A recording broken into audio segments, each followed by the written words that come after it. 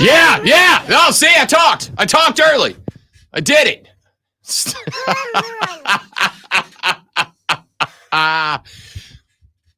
Good morning indeed, ladies and gentlemen. Welcome in. The Rob Brown Show's on your radio. It is the Fan Upstate. Happy Wednesday. My dudes and my dudettes, primarily the happiest of Wednesdays to Mikal Bridges, who doesn't have to play in Brooklyn anymore. That's pretty sweet to be him. What kind of place is this? Is exactly what Mikal Bridges said when James Harden and KD and everybody else left Brooklyn. It's like, what are we doing here? Brooklyn, what are we doing? Getting paid millions of dollars? Yeah, he was getting paid a lot of money. A lot of money. For the record, he is still going to get paid a lot of money now that he finds himself over in New York, over with the Knickerbockers. That's a big pickup. That's a big move as we get set, as we get prepared for tonight's NBA draft. An NBA draft, Lonzo, that there is exactly zero excitement and anticipation of right now. I thought there was another French guy who might be drafted or something. There's a bunch of European players. As a matter of fact, I'd like to have a conversation about that later because looking around this draft order, there is a metric buttload of European players in this draft, to the point that people have been pointing out that we've kind of gotten to an area where some of the best talent, not a majority, but like the heaviest percentage maybe ever of talent in the NBA draft is coming from overseas, is coming from Europe. So where do the Lakers draft? I mean, do we know what position they're drafting in? They are drafting at 22, if I recall correctly. So this was all set up by LeBron James. It was an influx of European players, so no American players would go until like 20-something. That was it. So LeBron, just to get Bronny. So Bronny could go to the Lakers. Just to get Bronny. I think you're onto something here. Yeah, and also the people who say that say Michael Jordan's the greatest of all time. Almost exclusively, indeed, almost exclusively. We are going to talk a little bit about that during the course of the day today, because it has been very interesting watching this whole thing play out, because there is absolutely, without a doubt, an influx of European talent to a higher percentage of tonight's probable draft class than ever before, and I would like to address that even if it bores Lonzo. I wasn't talking about me. Oh, okay. I think it's very interesting, but I think it's going to cause people not to tune in because we haven't. I mean, last year all we heard about was Wembanyama everywhere, and I mean he was all over the place. And even though guy from France, but still we heard about that, and haven't really heard about anybody being the big deal this year in the draft. Yeah, there's not that guy, right? Which is why it is got to be frustrating if you are the Atlanta Hawks. You're sitting there with the first overall selection. You're on the clock. And last night it was reported by Woj that with less than 24 hours to go until their name gets called tonight, the Hawks don't know what to do. I know. What a bad spot, dude. To have the number one pick and just be like, what's going on? You know, if this was the NFL, you'd be thinking, yeah, right. Yeah, you know who you're picking. But in this case, maybe they don't. Yeah, I think probably 3 out of 5 years, the number one overall selection in the NFL is known. It's predictable. We're talking about number 2. But I would also argue that very rarely do you have a class. And again, it's not that it is a bad class. It's just that there's not really 1 or 2 or 3 standout superstars like we're used to, right? Like it wasn't just Wemby last year. There were a number of players going into last year's draft that had it felt like a lot of upside. With this draft, you've got Zachary Rishaker. Ricochet? Sounds He's accurate. French. Yeah. He's French. You should have just said Ricochet. See, there you go. But it sounds like you're saying ricochet. But Risacher. And here's the part that I'm talking about, right? Even if, and I will acknowledge that I should have done a better job of diving into tonight's draft. And I will between here and Tip. I'm looking at Ricochet. Ricochet? Yeah, I just We would like one Zachary Ricochet. I wanted to see what I'm looking at a mock draft, this one from NBC. And guy number 2 from the Perth Wildcats. Alex Sarr,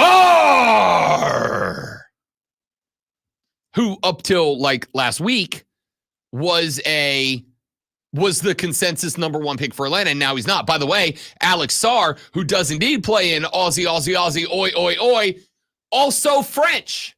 Here's a guy from League Ignite. What is League Ignite? That is a team in the NBA G League. Oh, okay. Yeah. All right. So that's a guy who's been playing within the NBA's developmental league. I didn't see the G. Yeah. It's G League Ignite. Yeah. Yep. I'm going away now. And then you've got players coming out. Stephon Castle, we all remember him from UConn's run to their back-to-back natties last year. Reed Shepherd from Kentucky. Dalton Connect out of Tennessee. Dalton Connect from anywhere on the damn floor out of Tennessee. I mean, there are players in this draft that we know about. Donovan Clingan, another UConner from last year. Devin Carter came out of Providence, took them on a run. Jacoby Walter out of Baylor took them deeper than Baylor was expected to go last year.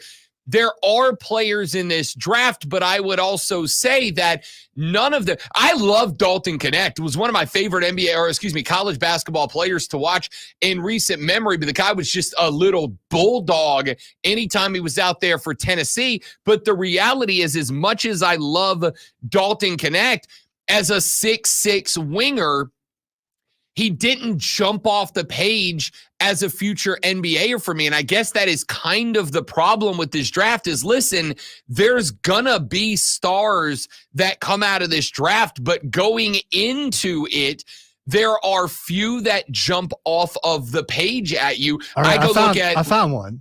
For me, in this mock draft, number 15, Zach Edey. So there's a guy that I've heard of before. That's a guy you've heard of. I like Zach Edey at the college level. To me, he's too slow and too sluggish as a big man to translate to the NBA level. Zach Edey was stellar at Purdue because the entire Purdue game was based around Zach Edey. I don't think he's the guy that is going to be able to make things happen for himself if things are not being made to happen for him.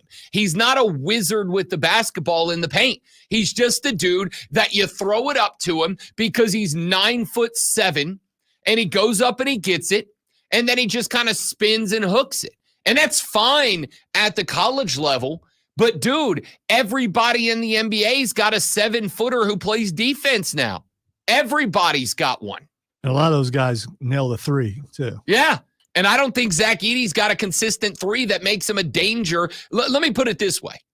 Whoever takes Zach Edey around 15, when they come up against Denver, I'll give you 2 years to develop Zach Edey. Does Zach Edey match up with Nikola Jokic right now? Well, absolutely not. According to this mock draft, he'd be going to Miami. So, I mean, is he which is a good landing spot for him? Yeah. No, not at all. It's a good landing spot. They need that guy. They need that 7-footer. They need that guy in that spot. But realistically speaking, does he elevate the Miami offense? He does, in that you are putting a legitimate 7-footer down there that I can trust consistently.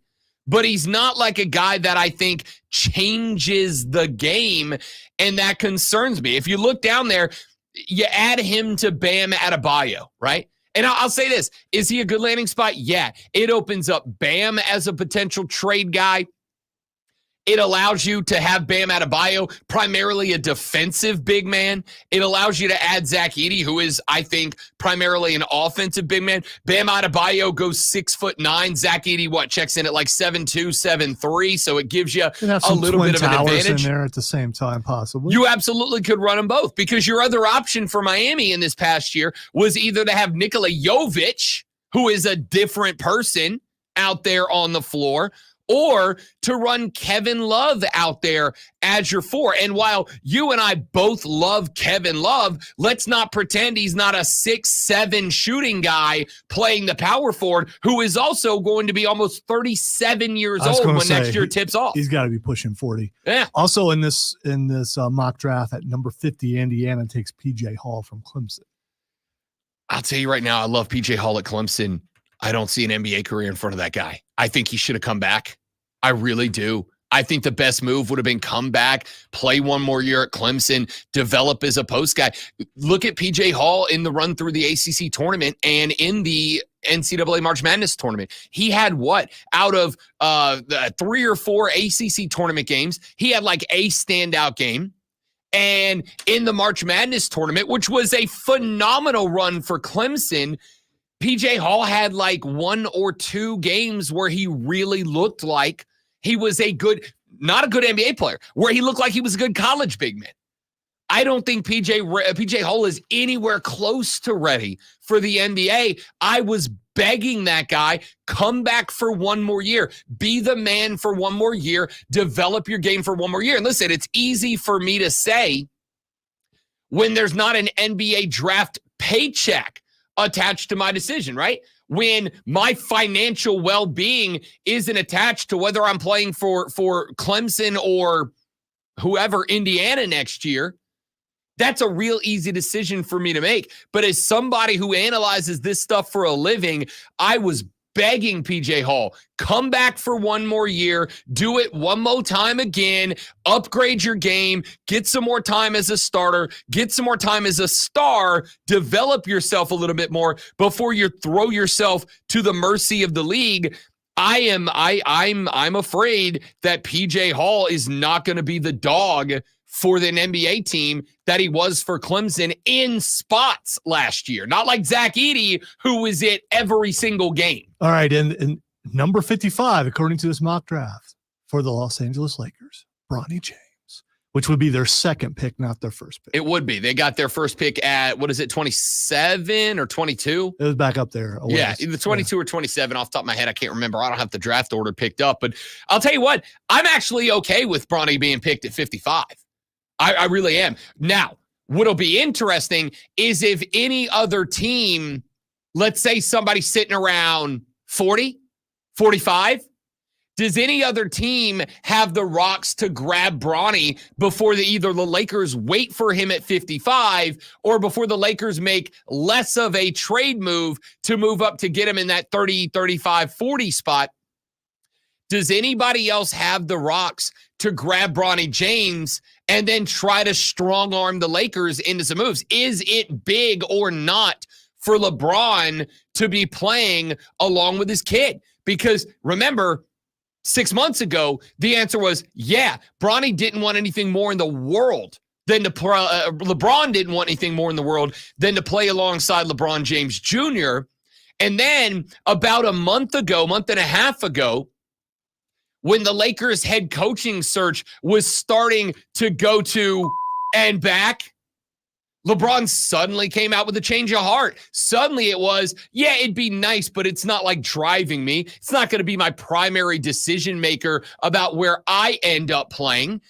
But I don't believe LeBron. Just like I don't believe this contract. That's all it is. For sure. Just like contract, yes. But I do think there was some thought that, hey, if Phoenix drafts Bronny, LeBron would, let's call it what it is, LeBron would be a spectacular fit in Phoenix. And Phoenix has been arguably the most disappointing team of the last 2 or 3 years. Could you imagine Devin Booker paired up with LeBron and then Bronny in relief?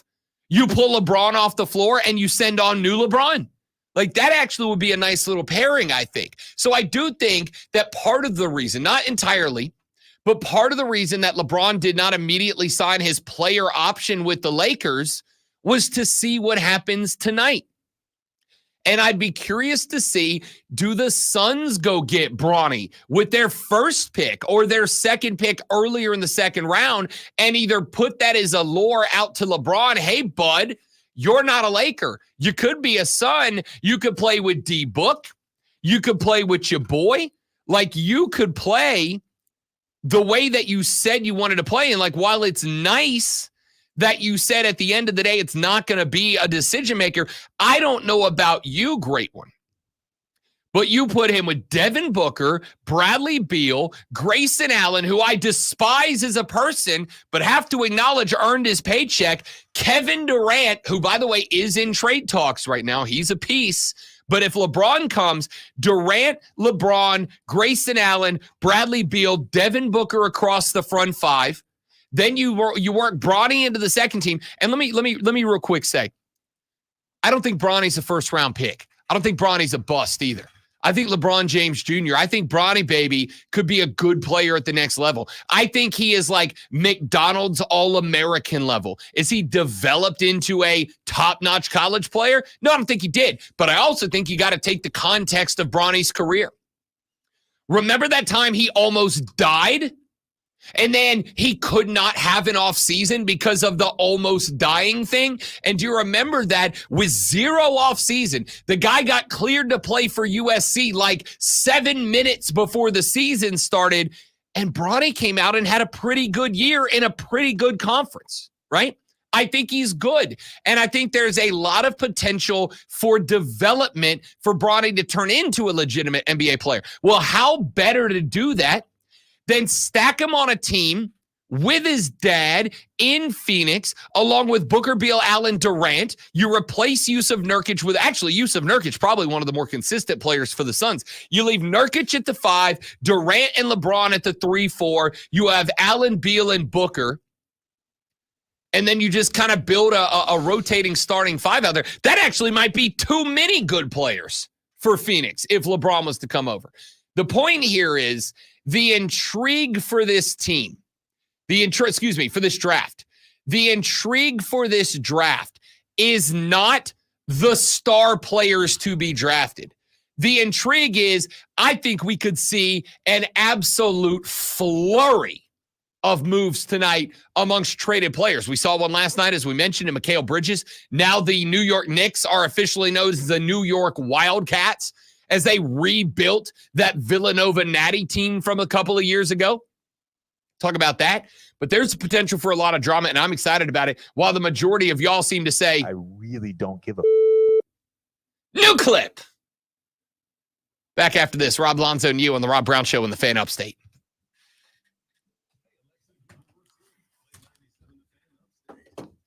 That's Rob Brown with the cup. Just taking a swimming at the beach. I saw it yesterday.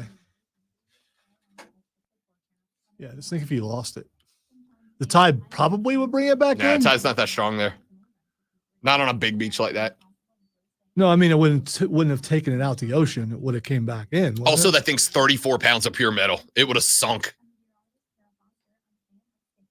However, I assume the guys responsible for cleaning the cup were probably like, come on, dude. That's salt on metal.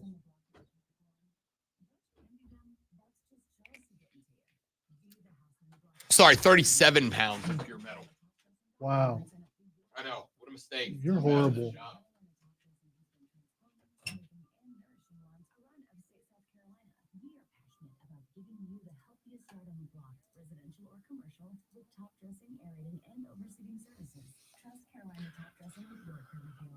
Good morning.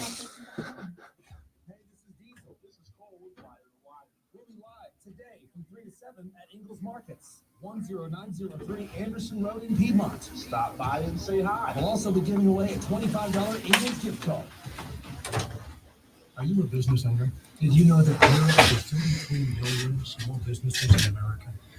Today's shirt is last year's Greenville Triumph alternate kit, which I thought was dope because the lines are the topography of Greenville, which I think is pretty sick design.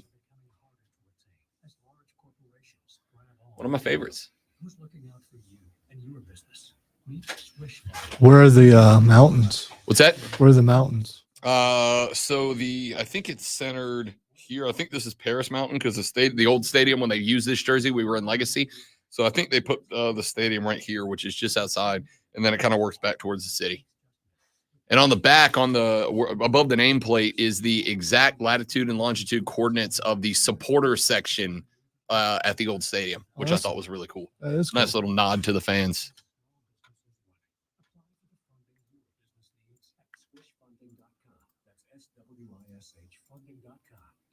Sponsored by ChumbaCasino.com. With over 100 online casino-style games, Chumba Casino is your go-to destination for nonstop entertainment. Play for fun and play for free at ChumbaCasino.com.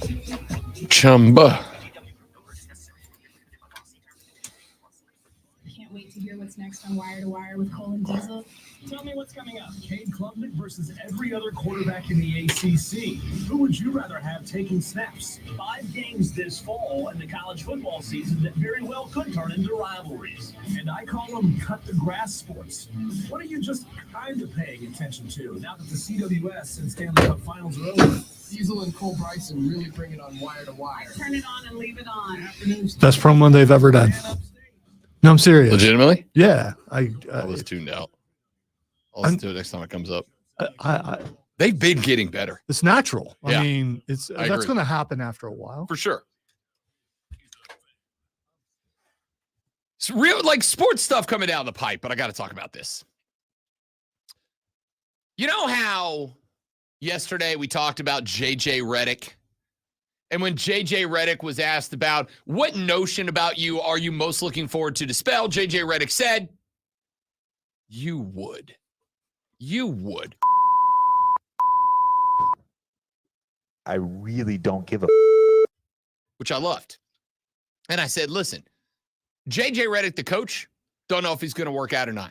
I can give you a lot of reasons I think he will. I think he's very tactically adept at basketball. I think he's got the respect of LeBron, which let's call it. But you know what? I'll come back to that.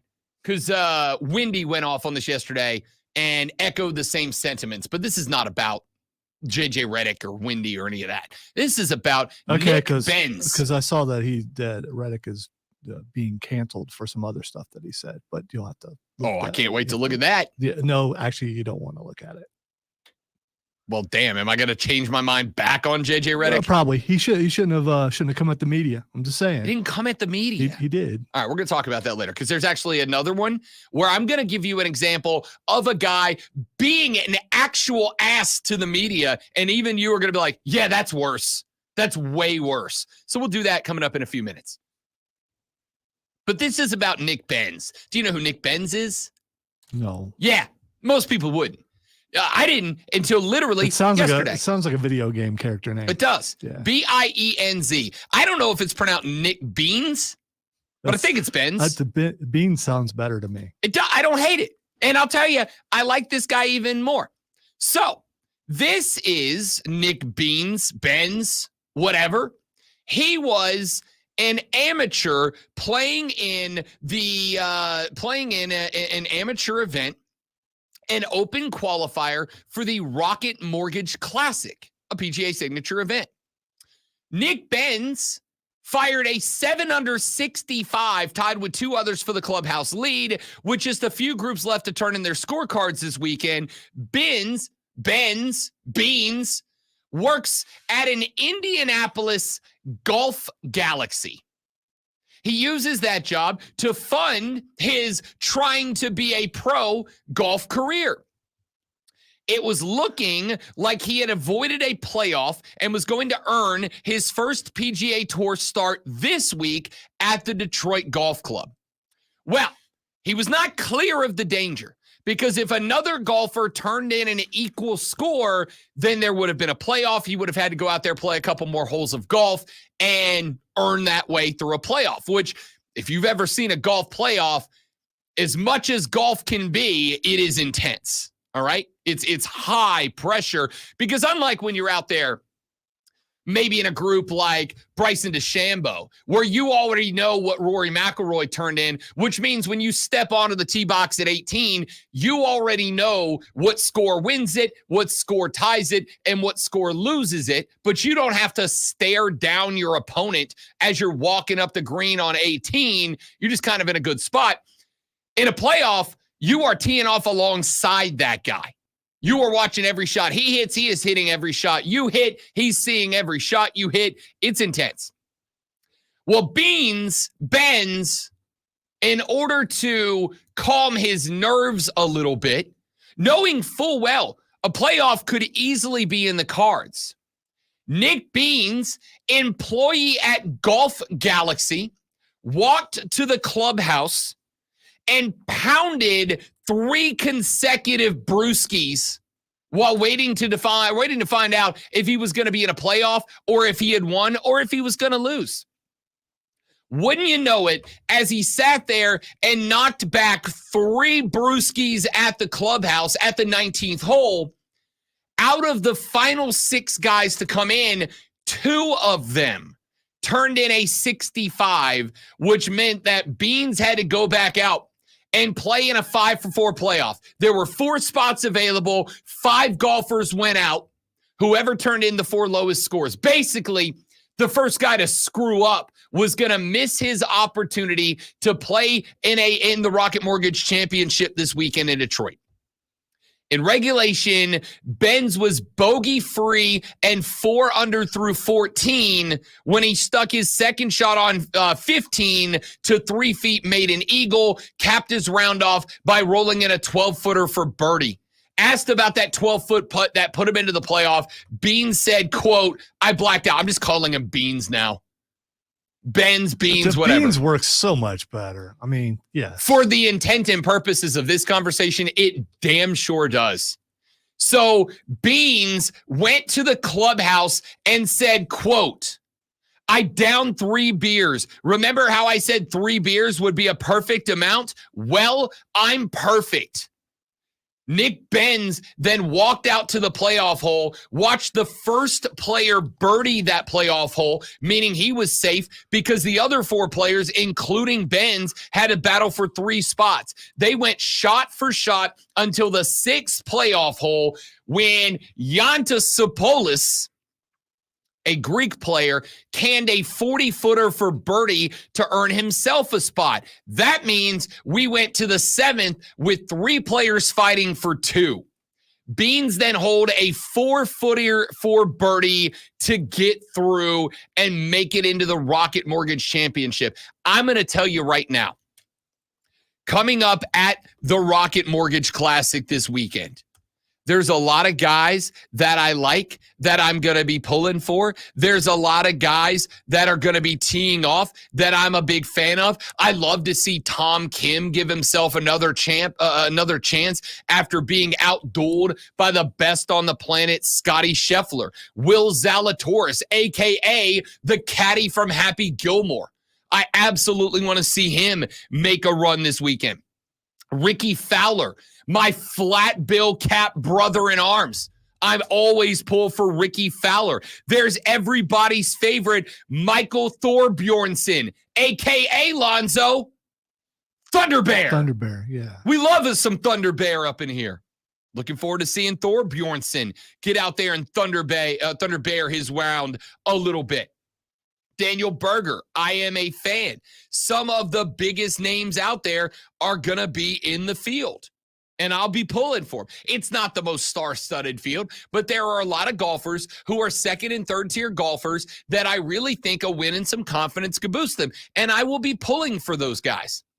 But if you think there is going to be a golfer playing anywhere on planet Earth this weekend, and that includes me, I'm going back down to Florida for the weekend. The goal is to get 18 in at some point with the little brother before I come back. And I'm going to tell you straight up, there is nothing more intense in my life than when the little bro and I are out there on 18 trying to outduel each other.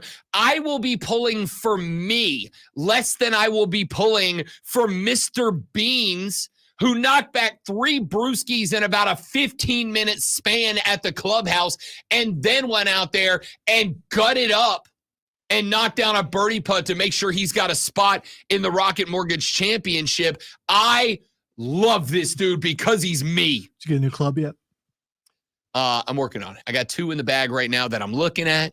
And I'm trying to decide which one I want to go with. One of them is a little bit more advanced and a little less forgiving, but it gives you a little more shot shaping ability based on the tech in the club. The other one is a lot more forgiving, but it's pretty much a straight hit driver. You can't put a lot of shape on the golf ball. So on a dog left at my driving distance, I'm kind of limited with that stick. So I'm trying to decide which one I'm going to go with, or do I want to buy a used version of both and be that guy that's got 2 drivers in the bag? Well, this is about beating your brother. I mean, so which is going to give you that advantage? I don't know. That's the problem. That's Or, why I can't pull the can you trigger. beat your brother? I mean, I don't know if he's any good. No, or he's not. better than me, but it's one of those that if I have a good day when he has a bad day, I can snipe him. I can get him by 1. What can you do to make him have a bad day? Probably get him to bang back 3 beers in the clubhouse is my bet. That I'm gonna try to get my guy to go with the Beans method here. I'm gonna try to get him on the Nick Bean strategy because I feel like if I can get him to bang down 3 IPAs before we hop in the cart, I might give myself a chance. The problem is there's nothing I love more than knocking back 3 IPAs before I get in the cart. That's why I'm Team Beans.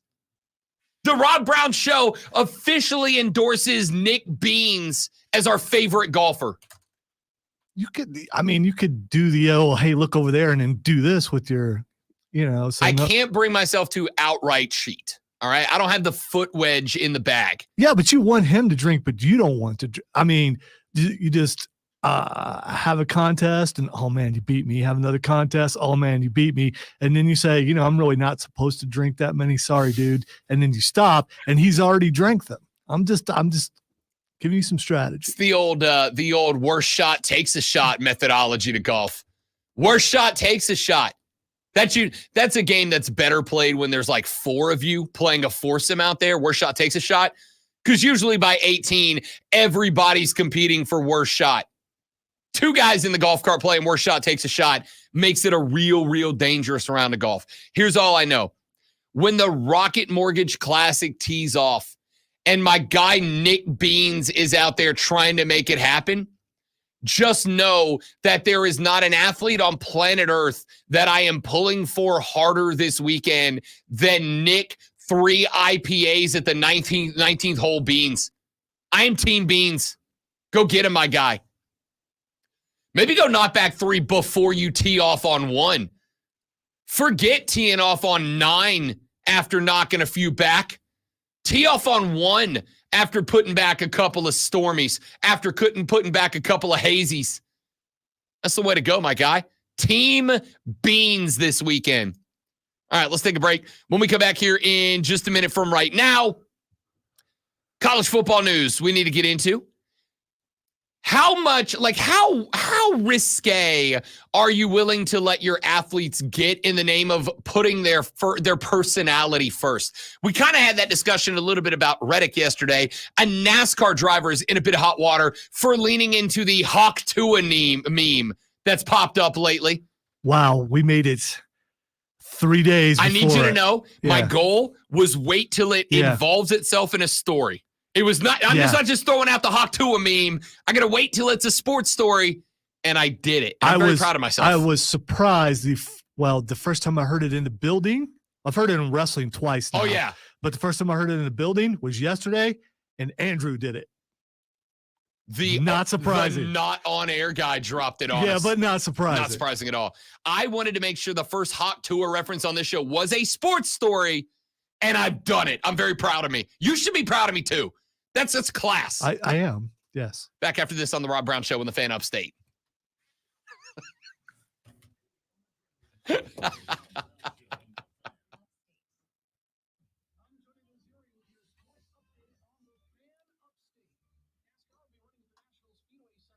It was dropped last night on NXT. I saw Liv dropped it. Well, she did Yeah. on Raw, but Vic Joseph just did the drive-by and just kept going. Yeah. Booker T probably had no idea what he was. Booker T. Yeah, had no, T. well, I don't know. Book seems like he's pretty connected with the internet wrestling. Yeah, but he didn't say anything. It just kept going. What do you So say? Right? Like, I what do you don't. say? I don't know. Even if you're booked.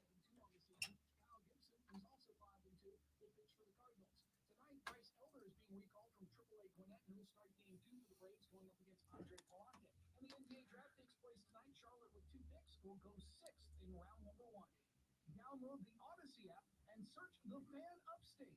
Then listen anywhere on your phone. I'm Tony DeZero. The funny part was listening to Andrew explain it to Chris. I would pay anything to hear that. That's hysterical. 'Cause, you know, Chris ain't on social media, so I mean, he had no idea.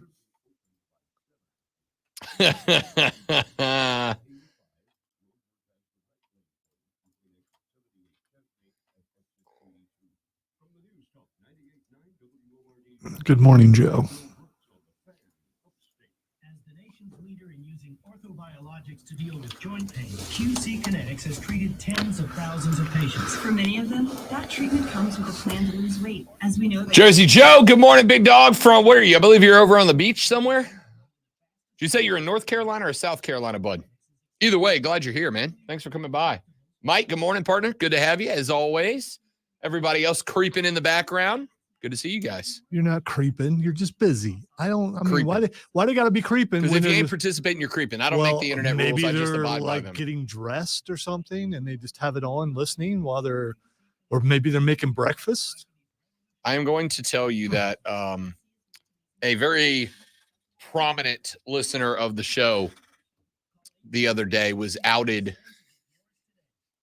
by his wife, who told us that he listens to the whole show. He streams the whole show, watches every morning, but that he does so while he's getting ready for work, up to and including takes us in the shower with him.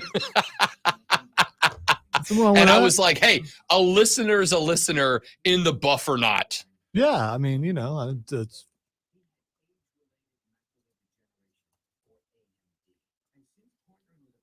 I was proud. I was like, you know what? There's a lot of other things you could be paying attention to in the shower besides me. there you go. Joe has answered your question. Holden Beach, North Carolina. Where's Holden Beach, North Carolina? I assume it's over on the Atlantic coast, but like where? And B, what's next Thursday, big dog? Wow, you assume it's on the Atlantic? It's North Carolina. How could it not be? Well, I mean, there are some places on lakes that call themselves okay. beach. Well, that's true. That's all we had in Ohio, and okay, that's inland. Good point. So it's, I mean, it's a beach, but like it's not a beach, right? Well, it's still a beach. I mean, what's the definition of a beach? It doesn't have to be on an ocean. I don't think you can have a beach on a creek, but maybe you could. I mean, if you There's can have really- it on a lake, why can't you have it on a creek?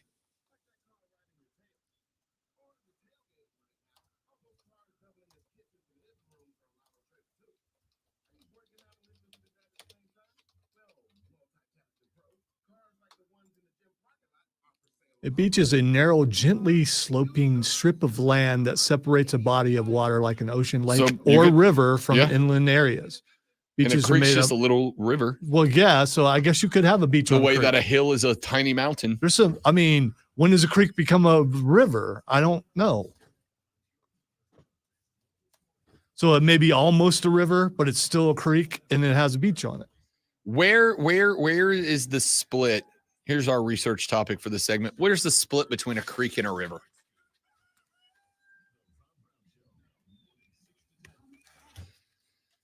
I'm going to get into another sports conversation here in just moments from now, but you will remember not terribly long ago that Lonzo and I stumbled into a moment of OWTF-ness when we found out that the U.S. geological whatever has changed a definition of geography to say that a hill and a mountain don't have a clarifying difference, right? A hill doesn't become a mountain at a certain height. A mountain doesn't become a hill based on its geography, which the more I thought about it, makes sense, right? The Appalachian Mountains, if we're being honest, the majority of them are just really big hills. There's nothing that defines them, but that's also because it is an ancient mountain range. One of my favorite geography facts. the mountains that make up the highlands of Scotland and then transfer over into Finland, Sweden, Denmark, etc. That is the same mountain chain as the Appalachian Mountains. That mountain chain was formed when we were a supercontinent, and when the continent split, those mountains got separated, but they're the same range. You find the same strata and the same fossils within those mountains. It's a pretty cool fact. Here's today's question of the day, a question that Zoe and I will be researching to see if we can find an answer. Where's the definition between a river and a creek? Now, my belief is, off the top of my head with exactly nothing to support it, is that a creek feeds a river. And a river does not feed. A river flows to an ocean. So a river can't feed a river? Or it's just the same river? I think now maybe it can, right? Because I think there are rivers that feed into, the Mississippi River that are still called rivers, but that's just the name. 3 rivers, which I believe are 3 rivers that feed into one river, which is outside of, I think the Allegheny River outside of Pittsburgh is fed by 3 rivers, and that's why you have 3 River Stadium, right? So maybe that's completely wrong. See, I made a sports connection there. Well done. Yeah. Well done. Bravo. My question is, when does a creek become a river? Right? So our boy Jersey Joe is up in Holden Beach, going with the Aaron Rodgers retreat concept as he preps for his next hot dog eating champion, the hot dog eating champion of the Carolinas, Jersey Joe. You gotta go to your happy place. You gotta get to your place of zen so you can prepare. Oh, I support this entirely. Yeah. I support this entirely. I've got my if I got an important round of golf, not just like playing with the boys, but I'm going out with like a business guy, somebody trying to like when every now and then I'll get a chance to go play golf with like one of the coaches of the local pro teams or whatever. Maybe I'm going out with an AD from one of the schools. You want to go out there and impress, because while it's supposed to be just kind of like a fun, loose, relaxed day out of the office, you don't want to go out there and hit the ball like in front of guys you're trying to impress, right? Like you want to slap the golf ball around a little bit. So when I got a big round of golf, 100%, I've got my zen that I get myself into. Now, it's not traditional. Ordinarily, it involves me sitting for about 30 extra minutes in the parking lot of the clubhouse, playing some Godsmack, playing some 9 Inch Nails, playing some metal, because that's my zen. Zen doesn't have to involve wind chimes and humming bowls, right? My zen is I get into that mindset, that metal mindset. That's where I want to go. I'm not going to look up humming bowl. It's you know what it is. It's like the big metal bowls that they take the stick and they ring it around the outside and it goes. Are you sure that's what that's called? No, but okay, that's right. what I'm talking about. Okay, all right. Now I gotta Google that too. My Google feed is gonna be a wreck today. Good luck trying to figure out how to find out what that is. I'm gonna type in humming bowl and see what happens. It's called a Tibetan singing bowl. I was close. There we go. I was close. Humming is just singing for people who can't sing. All right, we know that. So anyway, we got to talking about this. My man Jersey Joe said he's up on Holden Beach. And I said, where's Holden Beach? I assume it's on the Atlantic, right? Because a beach has got to be connected to the ocean. I said, wait a minute. There are people who call beaches connected to lakes beaches, which is not a beach to me, but I'm a beach elitist. I came from the most beautiful beaches on the continental United States of America, so I'm a bit of a beach elitist. And then we said, can a beach be attached to a river? Can it be attached to a creek? Which, of course, sent me spiraling down the thought of what's the difference between a river and a creek? How do you split the two? Is there a difference? And now that I'm thinking, the beach that I went to all the time in Ohio, Deer Creek. Yeah. All right. According to the Forest Preserve District of Will County. Well, if you don't believe them.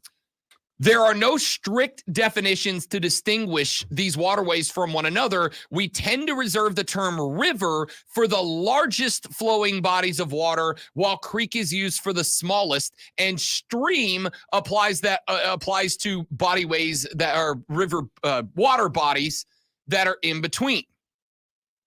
According to a Reddit hydrologist, and obviously, I immediately trust his credentials. Just like the Reddit doctor, yes, obviously. This commenter 1 year ago on a question, what is the difference between a river and a creek, filed to the geography subreddit, which I am now officially joined to, Response is, I work as a hydrologist, and there's no clear technical distinction. As folks have indicated, the main drainage in a significantly sized watershed is usually referred to as a river, while the tributaries are called creeks. The size really depends on the climate. In more and more areas, what gets labeled as a river can be much smaller than in higher precipitation areas.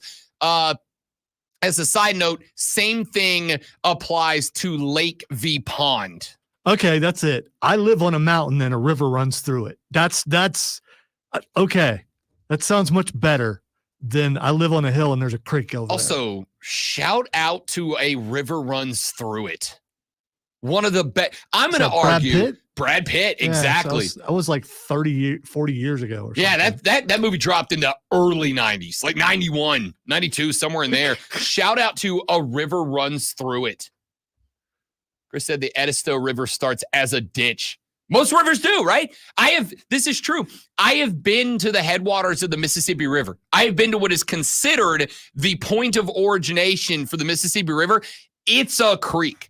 But then it turns into the mighty Mississippi, arguably the most important river in the continental United States. But the first handful of miles of the Mississippi River are a creek, dude. You wouldn't know that's what it was unless you followed it. So Huddy K says, so the difference is usually just boat access. I mean, honestly, I think that's fair. yeah, I do. but there again, I mean, if I can put a canoe on a creek, is it now a river? Canoe's not a boat. It is Canoe's too. a canoe. A canoe is a kind of boat. Nah. Canoe's not a boat, just like a creek's not a river. A kayak is a kind of boat. A Here- pontoon is a kind I'll of put boat. it this way. It's like Tipper Gore said about porn. I can't define it, but I know it when I see it. That's a creek and a river. I can't tell you the definition, but if you show me a body of water, I can go, that's a creek or that's a river. I can't tell you why, but I can tell you that's a creek and that's a river. Just like if I look at a canoe and a boat, I go, that's not a boat, it's a canoe. That's not a canoe, it's a boat. All right, so the elitist, I got the elitist glare. I get those on occasion. So I know there are certain things that so I can put a boat size in there. And what's a boat? What the boat are we talking about? All right, that's enough of that. Hey, let me ask you this question. You're right, because we're not getting any response at all from that. So we probably should move on from that because most interacted with segment we've had this week. Texter says, Rob, first, it's pronounced crick, not creek. Second, some rivers feed lakes, not all feed oceans. Do better. Oh, I got to find the second half of this text. And stick to doing the sports, please. Okay, so by the way, water sports is a sport. According to the internet, a canoe is a type of boat. It's a lightweight boat. Again, I'm not saying it's not a type of boat. I'm saying it's not Well, a boat. I said it was type of boat. You said Right. it wasn't a boat. It's not a boat. It's a type of boat, but A it's not type a of boat. boat is still a boat. Nah, it's a type of boat. Just like a creek is a type of river, but it's not, a creek is a type of river, but it's not a river. It's a creek, right? It's a difference that there's not a definition for. That's the important part.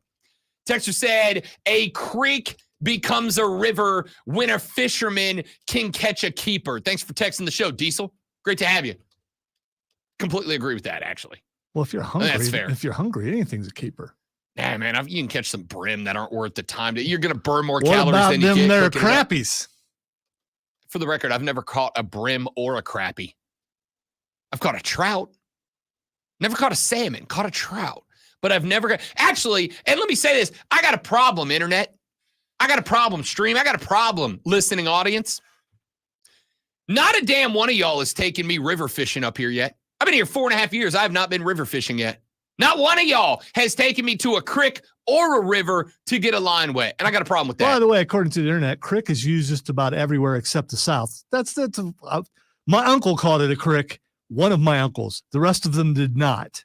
And Wait, you're saying crick is used in the South, but not no, everywhere else? It's used Or- everywhere except the South. I've never according heard to of the internet. anything but a crick from like traditional Southern dudes. No, man, it's going down the creek. Not going down the Nah, creek. it's crick. Where I'm from, and I'm from the South. I've been here my whole damn life. Florida's not the South, according to The some Florida people. Panhandle damn sure is. We call it Lower Alabama, and it's a crick down there. If there's not, if there's not a state below you, you're as far south as you can get.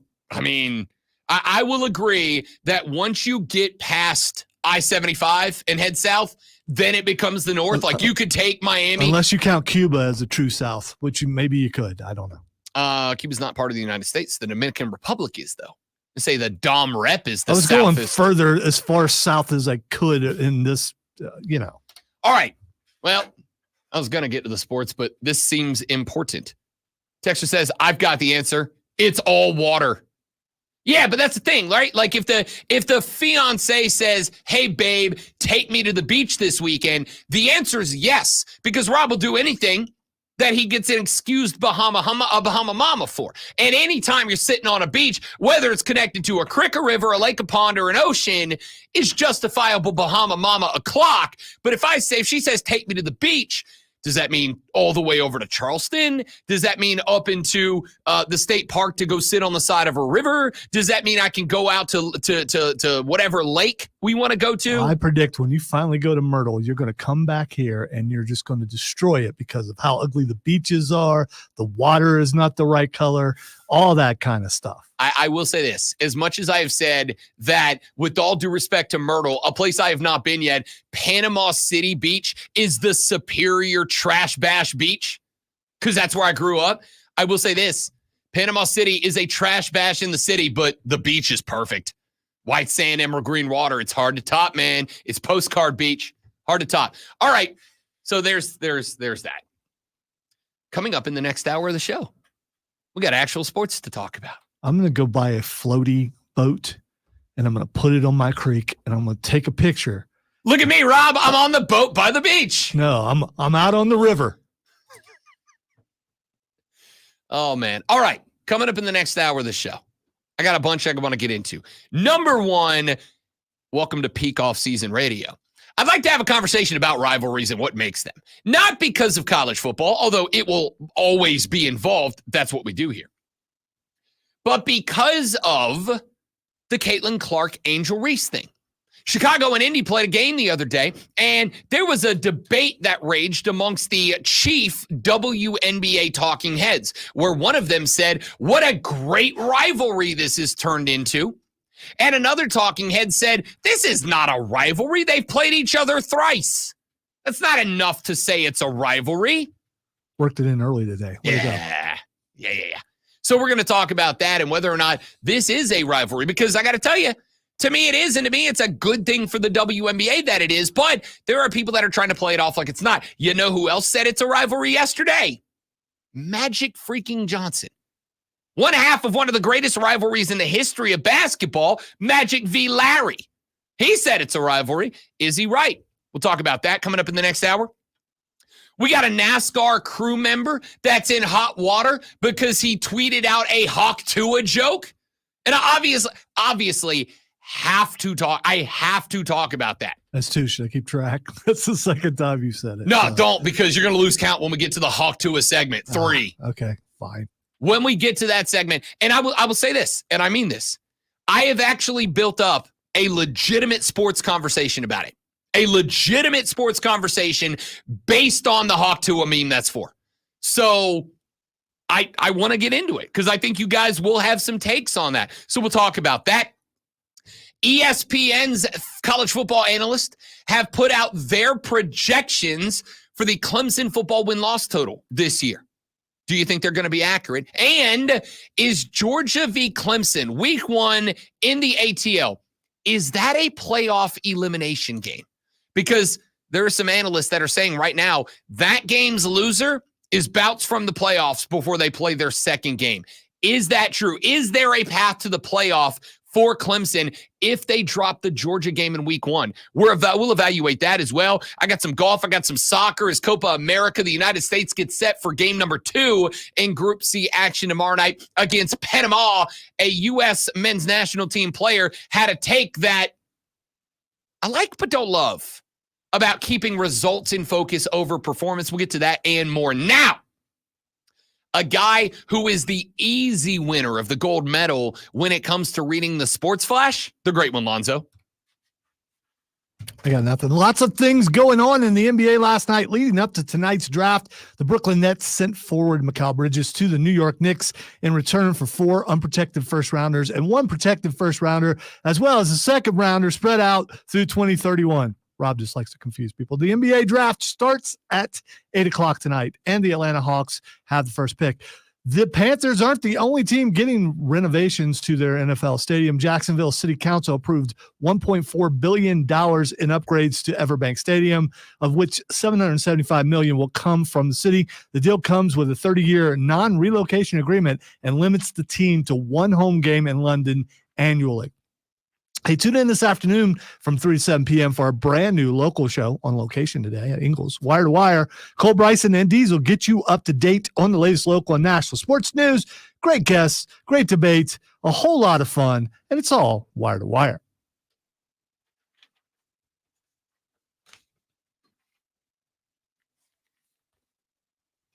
Redemption!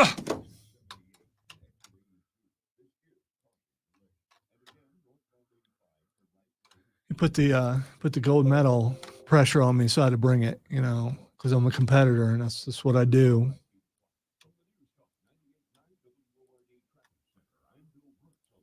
With what I'm going to label as laid back intensity, because that's me, laid back intensity.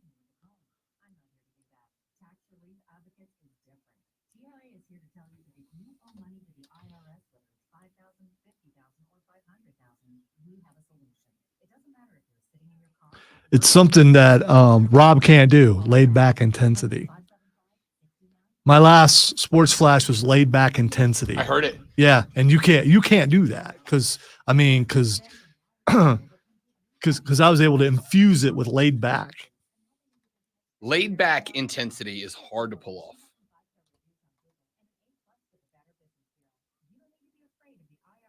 It's all about facial expressions too. I mean, you gotta bring the whole package. When he throws the gold medal thing on there, you got to do it. I mean, I kind of set you up for excellence right there. You did. Diesel could do laid back And intense. Yes, intensity. I completely agree. Cole could not. Cole can only see. Cole is, and I say this with all the compliments in the world. Cole's the most laid back dude I think I know.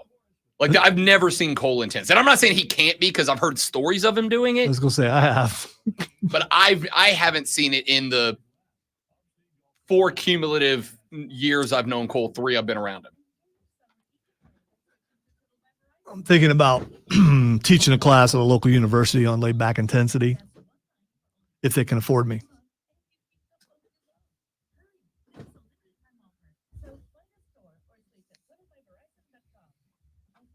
.com.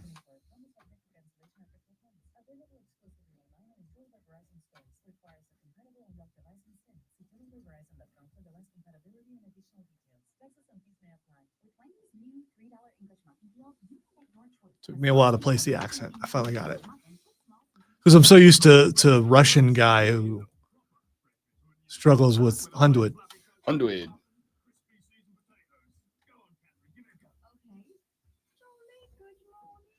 All right, so there's a video that came out of Pensacola. There was a high-speed chase. 3 guys got out of a car after the Escambia County Sheriff's Office hit a pit maneuver on them. Really well executed pit maneuver, but hit a pit maneuver on them. 3 guys got out of the car. They started running. The pit maneuver happened on a bridge. They ran up the bridge. 2 of the guys jumped off the bridge, right, into the water. The third guy runs up to the wall, puts his leg over, watches the first 2 guys fall, and then goes, nope, and climbs back over and takes off running the other side of the bridge. Like, he watched, because they ran to the top of the bridge. This is a tall bridge. Put his leg over, watched these 2 dudes just eat it into, because I guess they thought they were over like a body of water. But it was like it was wetlands. It was a swamp. So there was not like landing water, like you hit the ground. So he put his leg over, watched his boys hit the ground, both of them in the hospital now, and then just went, nah, no, I'm just going to run. So I was waiting for the Myrtle Beach detractors, and Jacob has done that. So there are two groups of people. There are people like, you have to go experience it once. And there are people who are like, there's no need, no reason to go to Myrtle. Courtney wants me to go experience it. She's like, you'll enjoy it for a day or two, and then you'll be like, get me the hell up out of here. But like I said, because I grew up going to Panama City every year for spring break, I kind of feel like my expectations might be too high for Myrtle to match them. But Myrtle does have more than Panama City to do. Why don't you just go there and have a good time and not be hypercritical? You have talked about the fact that sometimes you set your expectations so high that whatever it is, whether it's a movie or song or TV show, can't meet them. I feel that way about places, right? Like I am a little afraid. I've always wanted to go to Australia, but I've built Australia up in my mind so much that I'm afraid I'm going to go there and be like, oh, Sydney's just another cool town. I thought it was like this extravagant, amazing place. Just talk to Odie about that. Has he been there? Yeah, he has. Dope. New life in the first break. Okay.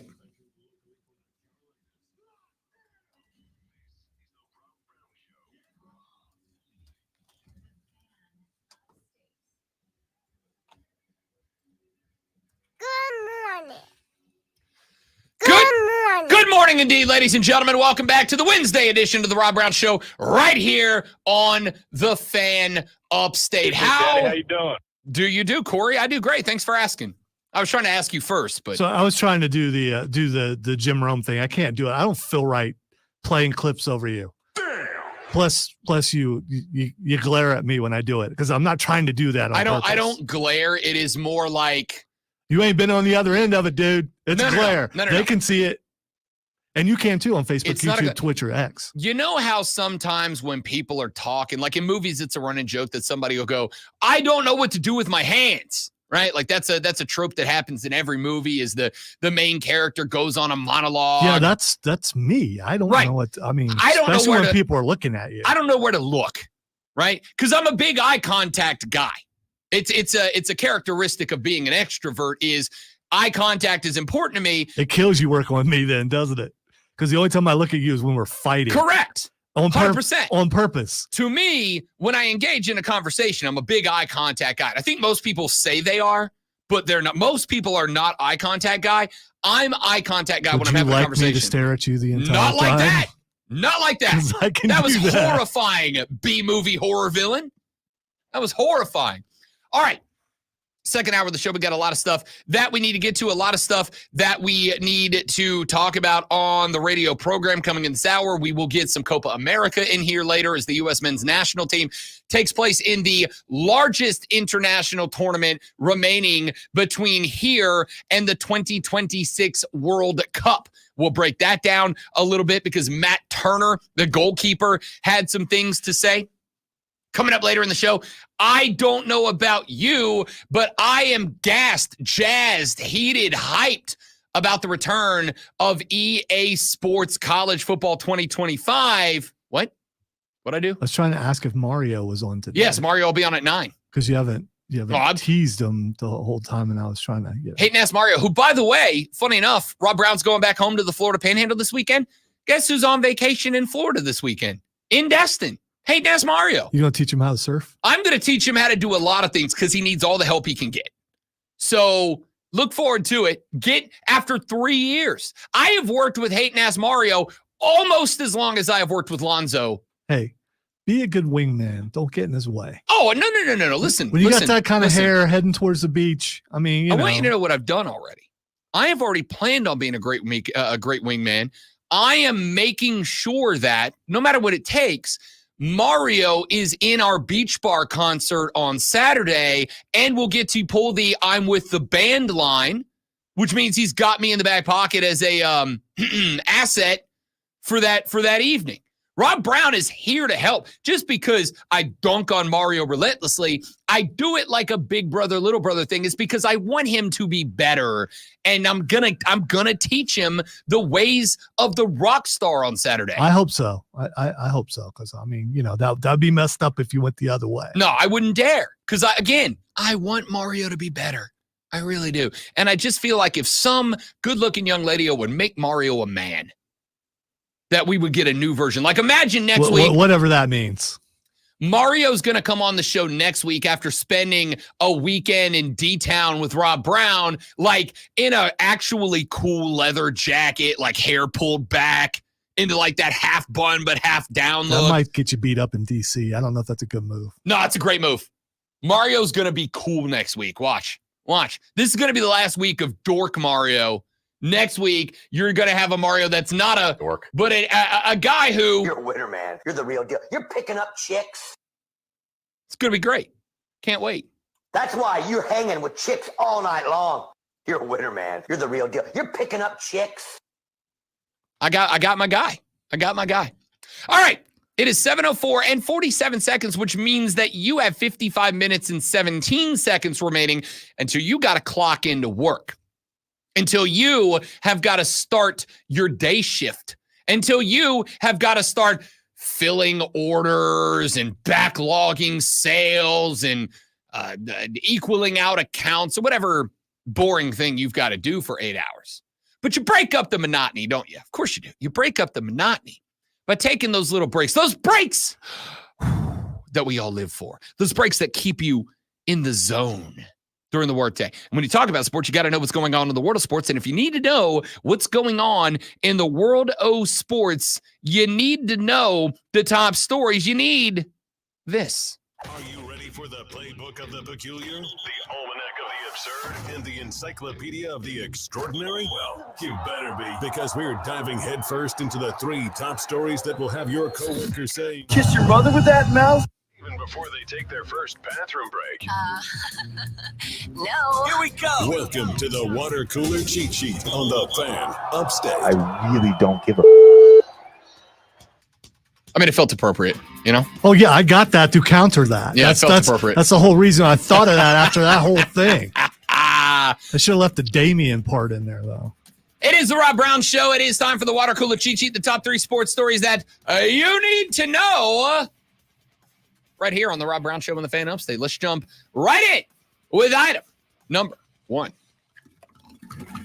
Lot of NBA news today. Going to be a busy day across the association. As tonight is the NBA draft, and the Atlanta Hawks are on the clock with the first overall selection in the draft. Whatever shall they do with it? We don't yet know. We don't know because apparently, according to Adrian Wojnarowski, they don't know what they're going to do with it. The Woj came on last night and said that they are still talking, still considering, still calculating, still trying to figure out exactly what the move is. And here's what's interesting.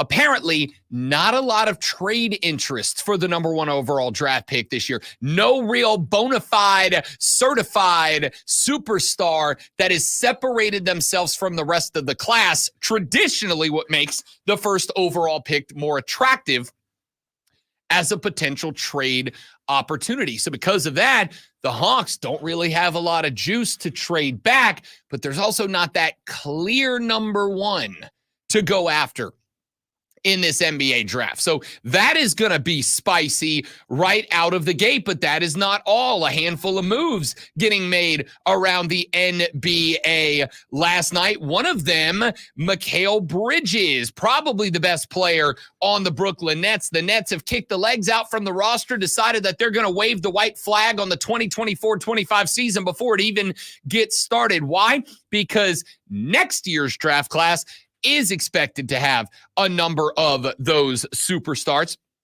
The Nets declared the direction, and that direction is down.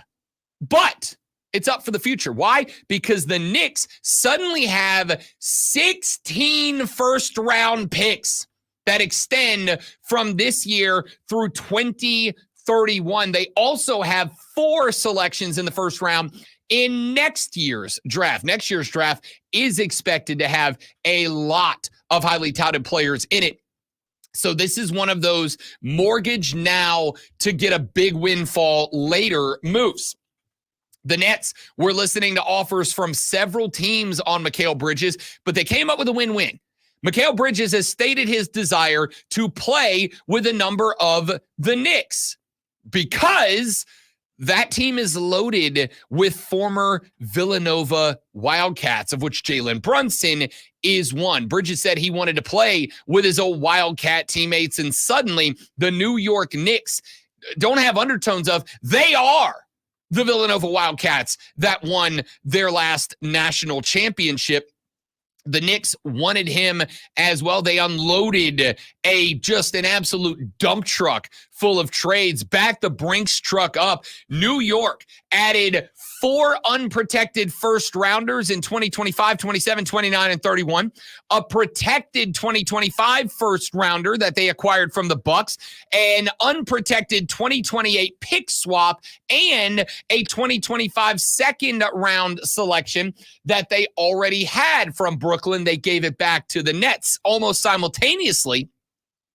The Nets were engaged in talks with Houston on getting back the franchise's 2025 and 26 first-round picks in return for Phoenix's 25 and 27 and a chance to receive the 2029 first-round pick as part of a swap if it's the most favorable of Dallas, Houston, and Phoenix's first-round picks. So some big-time moves and some big-time moves from the New York Knicks, the Brooklyn Nets, last night, as well as the Knicks, who are just now the Villanova Wildcats. I know my guy Chris Lewis is losing his bleeping mind. All of a sudden, big Villanova guy has got himself an NBA team to go all in on, and it's the New York Wildcats. We saw that one go down yesterday. Again, the draft is going to take place tonight. The Hawks go on the clock officially at 8 p.m.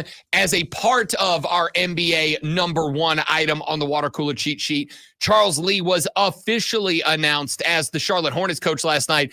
He had already been named the head coach. That was made official a month and a half ago or so. But yesterday was the first day he could be officially announced to the fan base after coming over from the Boston Celtics. The 39-year-old is a first-time head coach after leaving Beantown to come to Charlotte. He called the Hornets in his press conference yesterday, quote, a talent-rich group, end quote, that he said has unrealized potential in spades, even though they won just 21 games last season.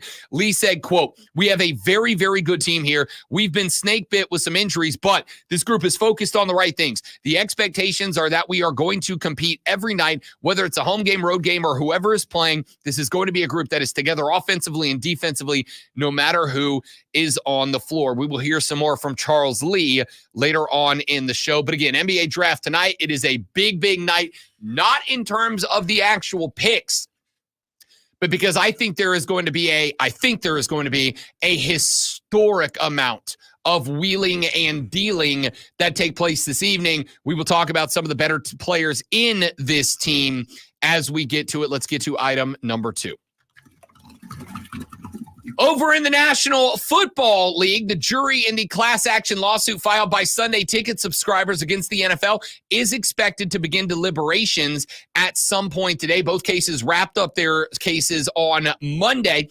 U.S. District Judge Philip Gutierrez will have a conference with attorneys for both sides before handing the jury their final instructions. Gutierrez is also planning on hearing a motion from the NFL to grant judgment as a matter of law to the league because the NFL claims the plaintiffs just did not provide enough evidence to justify jury deliberations. Gutierrez has given final instructions to the jury of 5 men and 3 women before final arguments begin today. Each side will get 1 hour and 10 minutes to make their final statement. The plaintiffs will then be given 20 additional minutes for a rebuttal to the NFL's case. Monday, the last witnesses were called. The NFL called Stanford economics professor B. Douglas Bernheim, whose testimony started last Thursday, wrapped up on Monday. Bernheim reiterated the league's position that selling out-of-market Sunday afternoon games on Fox and CBS to DirecTV from 94 to 22 and now to Google YouTube TV benefits fans and creates level competition in the playing field. However, the plaintiffs in this case, that is the attorneys representing viewers, subscribers, brought Harvard economic professor Einar Elhag a rebuttal witness to contend there were no links between the restraints the league put in to make Sunday Ticket a premium package and creating competitive balance in the marketplace. El Hog also testified that the approximately $62.5 million that every team gets per year from the Sunday Ticket would not cause massive ramifications to the league's salary cap or a team's operating budget, which has been the argument of the National Football League in this case. Deliberations expected to start today, and this lawsuit could have huge impacts on us, the viewer, though I do not know how, if at all, the league can be forced into putting these games on the open market, getting a cheaper contract, and bringing prices down for the fans. We will find out after jury deliberations take place. Finally, let us get to item number 3. Copa America rolls on. Yes, I know for many of you, this is not something that is one of the big 3 items, but I'm imploring you to make it that way. Because I will tell you, last night, we got a pair of spectacular matches out of Group A. In the opener, Peru taking on Canada. A 1-0 win for America's hat last night as they knock off the Peruvians. 1-0 your final. There was a red card awarded to Miguel Araujo for Peru last night. Canada took advantage of having the man-up advantage for over a half an hour in this contest as Jonathan David was able to able to score on a Canadian breakaway. That made it 1-0. It would finish this way. This game was intense. 51% of the possession went to Canada, 49% went to Peru. It was pretty level there. Shots on goal, 4 for Peru, just 2 for Canada, but Canada did convert on one of them. 17-14 fouls, 1 yellow card for Canada, 0 for Peru, 1 red card for Peru, 0 for Canada, 2 corners earned for Peru, just 1 for Canada. In fact, if anything, Peru probably did enough to win this contest. They had 4 shots on goal last night, forcing Canada to make 4 saves in this one. But when it came down to it, Canada was indeed able to get the stops that they needed to get. Canada was indeed able to make sure that they got everything they could to prevent Peru from getting the win. So Canada awarded 3 points in Group B. Group A. Argentina went nose to nose. I will tell you, last night, Daddy stayed up late because this was a scrappy little contest. The Chileans had themselves a whale of a contest. They were able to keep Argentina off the score sheet until the 88th of 90 minutes of action. It was then that a Leo Messi corner took a couple of deflections, and Lautaro Martinez would find the bouncing ball that set up on the tee for him on the left side of the box and was able to just sniper shot it upper left 90 into the roof of the goal and get the 1-0 lead for Argentina.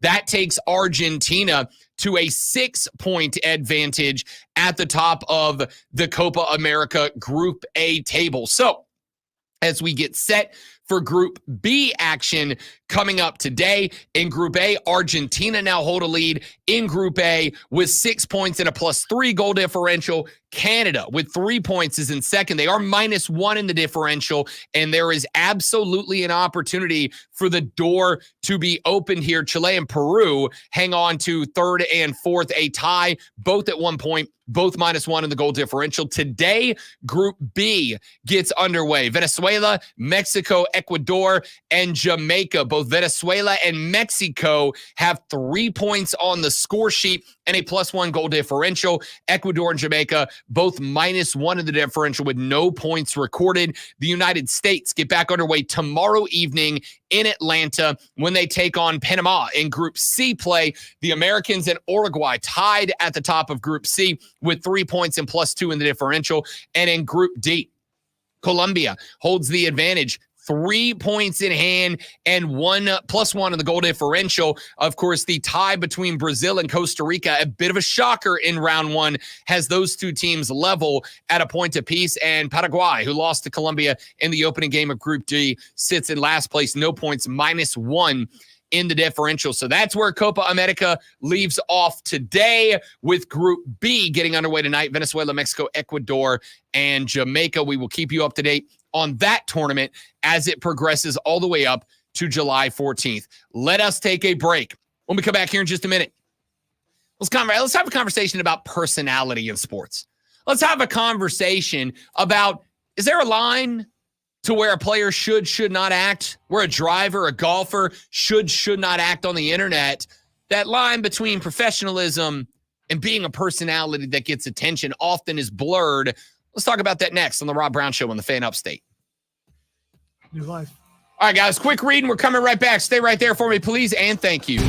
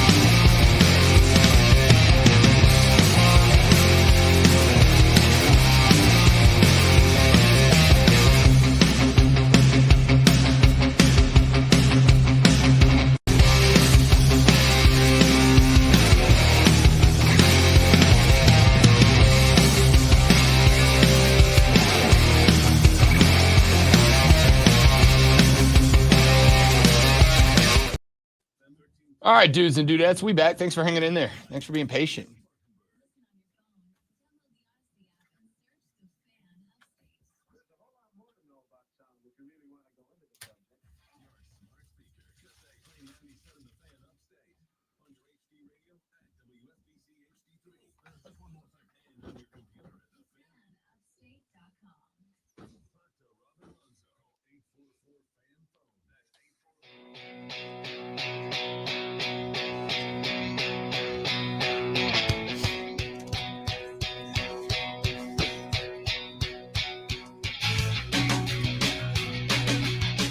So, I've been involved with local professional sports for 17 years now, as long as I've been doing radio. Did it with a professional baseball team down in Pensacola, professional baseball team in Jacksonville, obviously very involved with the Greenville Triumph, the Greenville Swamp Rabbits, the Greenville Drive. I like being involved with local professional sports because, as I have said many times, I believe that a bit of the bedrock of a good community is sports. It is, I would argue, one of the few places that I actually think a little bit of tribalism is fine. Now, I don't want it to carry over into your real life, right? Like, I think hooliganism is a little bit over the line. I think getting into fist fights over your team is a little bit over the line. All right, thank you for defining that, because I was wondering where hooliganism starts. Yeah, hooliganism is a European soccer thing where people are willing to throw blows just because you're wearing a different jersey from them. It's dumb, and I hate it. However, there was a time where we had news stories where people were stabbing other people. I still do. And it was like Gamecock, Clemson stuff. And it's like, dude, it's in the end, it's just 100%. a game. Chill. There's always those buttholes out there that kind of ruin it for everybody, right?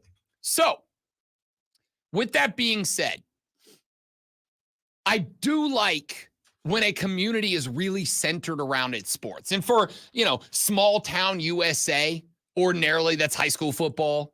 When you get up into the bigger cities, it's going to be college ball of all different levels. When you get into even the bigger cities, it'll be your college teams as well as maybe some low-level pro teams. And then when you get into the biggest cities, it's NFL, MLB, NBA, MLS, NHL, whatever.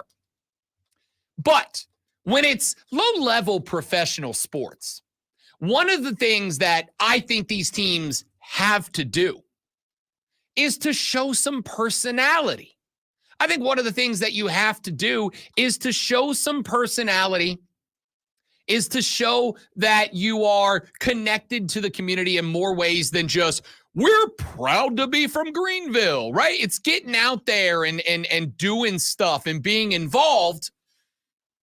And considering that one of the most important things going on in the world for anybody that is in the, what did JJ Redick call it? The engagement farming industry, is having a brand, being present online. Well, there is an employee of a NASCAR team, JD Motorsports, that is in a little bit of trouble right now. There was an employee for the motorsports company who is the tire changer for JD Motorsports. During a rain delay, one of the tire handlers was on the JD Motorsports Twitter page. Gentleman, and I just lost his entire damn name. Something Dorman. I should know it because I care about this story. I actually really like this story. So one of the JD Motorsports pit crew chief or pit crew tire changers jumped on the JD Motorsports. Now, I say why. They didn't actually say who the employee was. But the JD Motorsports account sent out a meme of the Hawk Tuah girl. Now, if you don't have social media, or you do have social media, but your feed is predominantly filled with cat videos and inspirational quotes on pictures of clouds.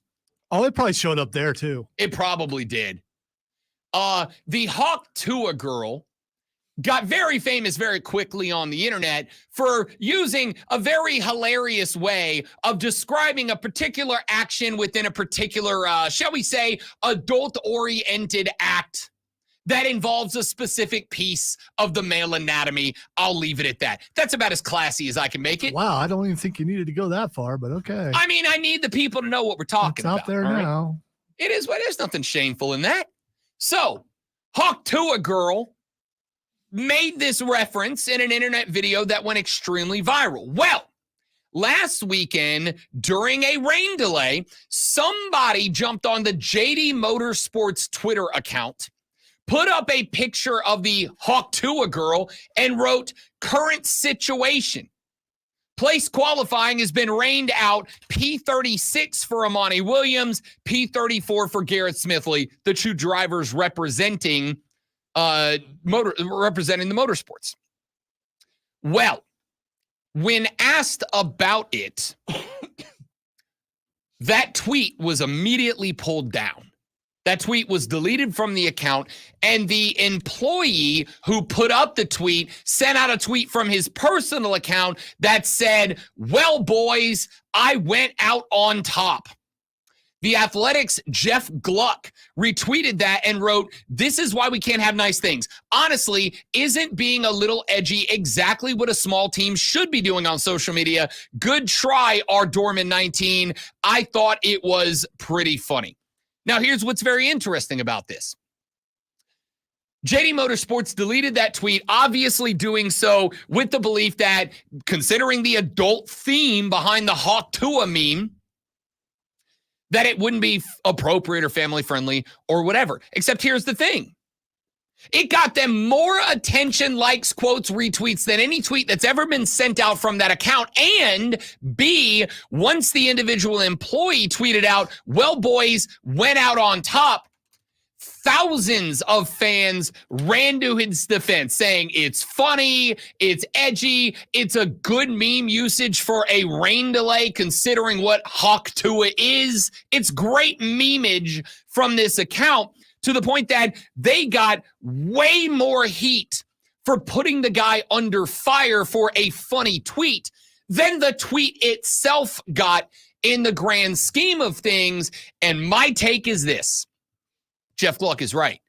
This is exactly, if I was running, and this may cost me a job in the future, who the hell knows? If I was running social media for a little fringe team, especially a fringe team that's running against the top teams in the sport, right? This isn't the USL League One of NASCAR. This is the top level of professional sports. If I'm running the account, this is exactly the kind of stuff I'm trying to work in. This is exactly when I went out there. I want that out there because it got the brand recognized in a way it had never on Twitter been accounted for before. If that's not for you, if the Hawk Tua meme makes you uncomfortable, then don't follow the team. But being edgy and getting out there on the front foot of memeage like this is how you build a brand and get recognition, which is how you grow. The fact that they even threatened this catch job for it, for me, is just very, very silly in the grand scheme of things. And I know there's going to be a lot of people who disagree with me on that. We're up against it, but when we come back, I'd actually like Lonzo's take on this. Oh, I have it's a quick one. It's NASCAR. How is this out of, I mean, this fits more in NASCAR than probably just about anywhere. I mean, Dorman, when asked, what do you mean by that, said, I've been removed from JD socials, didn't meet their beliefs, had to delete it. Reality is that is funny. It got like 53 quote tweets in like a minute and a half, more engagement than that count has ever gotten before in that limited amount of time. My man got the brand recognized and they kicked the legs out from under it. That's a bad move. He's still not getting his job back, probably. I doubt. So apparently, because of the amount of support he got on Twitter, they have not fired him, but he has not gotten access back to the social media either. Oh, there you go. I hate it. I hate it. That man got you more in 1 minute than you'd ever gotten before. Did that help the driver win? Are they better on the track? Real. Having a brand in NASCAR is maybe more valuable than track placement in many races. Funding is what sprints you to the top of the NASCAR racing, not anything else. Excellent usage of the Hawk Tua meme, my guy. That's 11, by the way, if you were keeping track. Back after this on the Rob Brown Show in the Fan Upstate.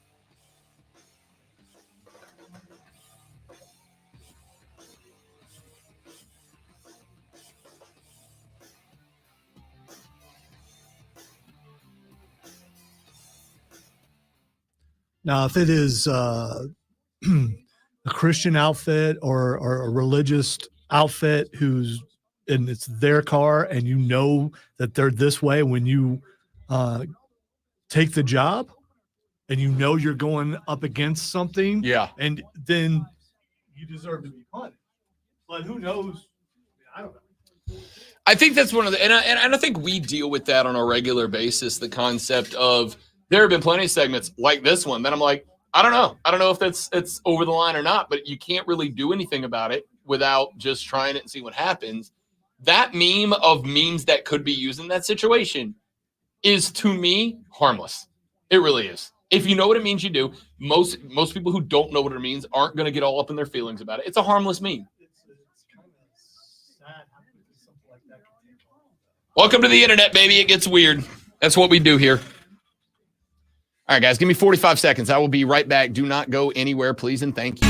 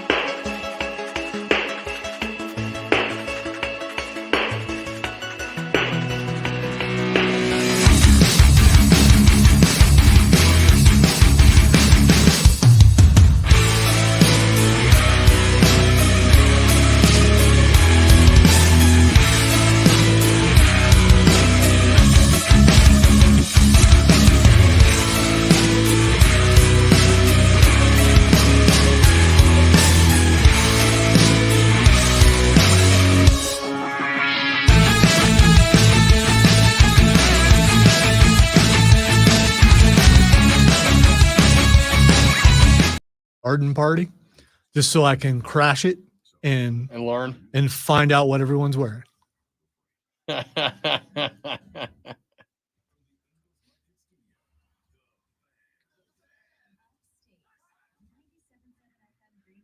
Eventually, maybe they'll recycle themes so I can wear something that I've worn before so I can get my money's worth. If I would have went with Charlie's advice and bought a straw type cowboy hat, I could have worn it again this year. No, straw hat's cheesy. You got to go. No, cowboy hat is not fit for a garden party. It's a different thing.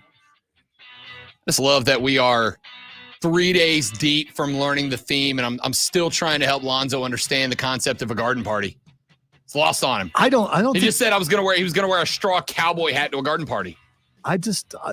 Again, how many people out there have ever been to a garden party? What you would call a garden party? Not enough people have been to a garden party. I'm not dissing our demographic, but I'm just saying that I think there are more people on my side of this than there are on yours. All right, question. Is Georgia Clemson a playoff elimination game in college football this year?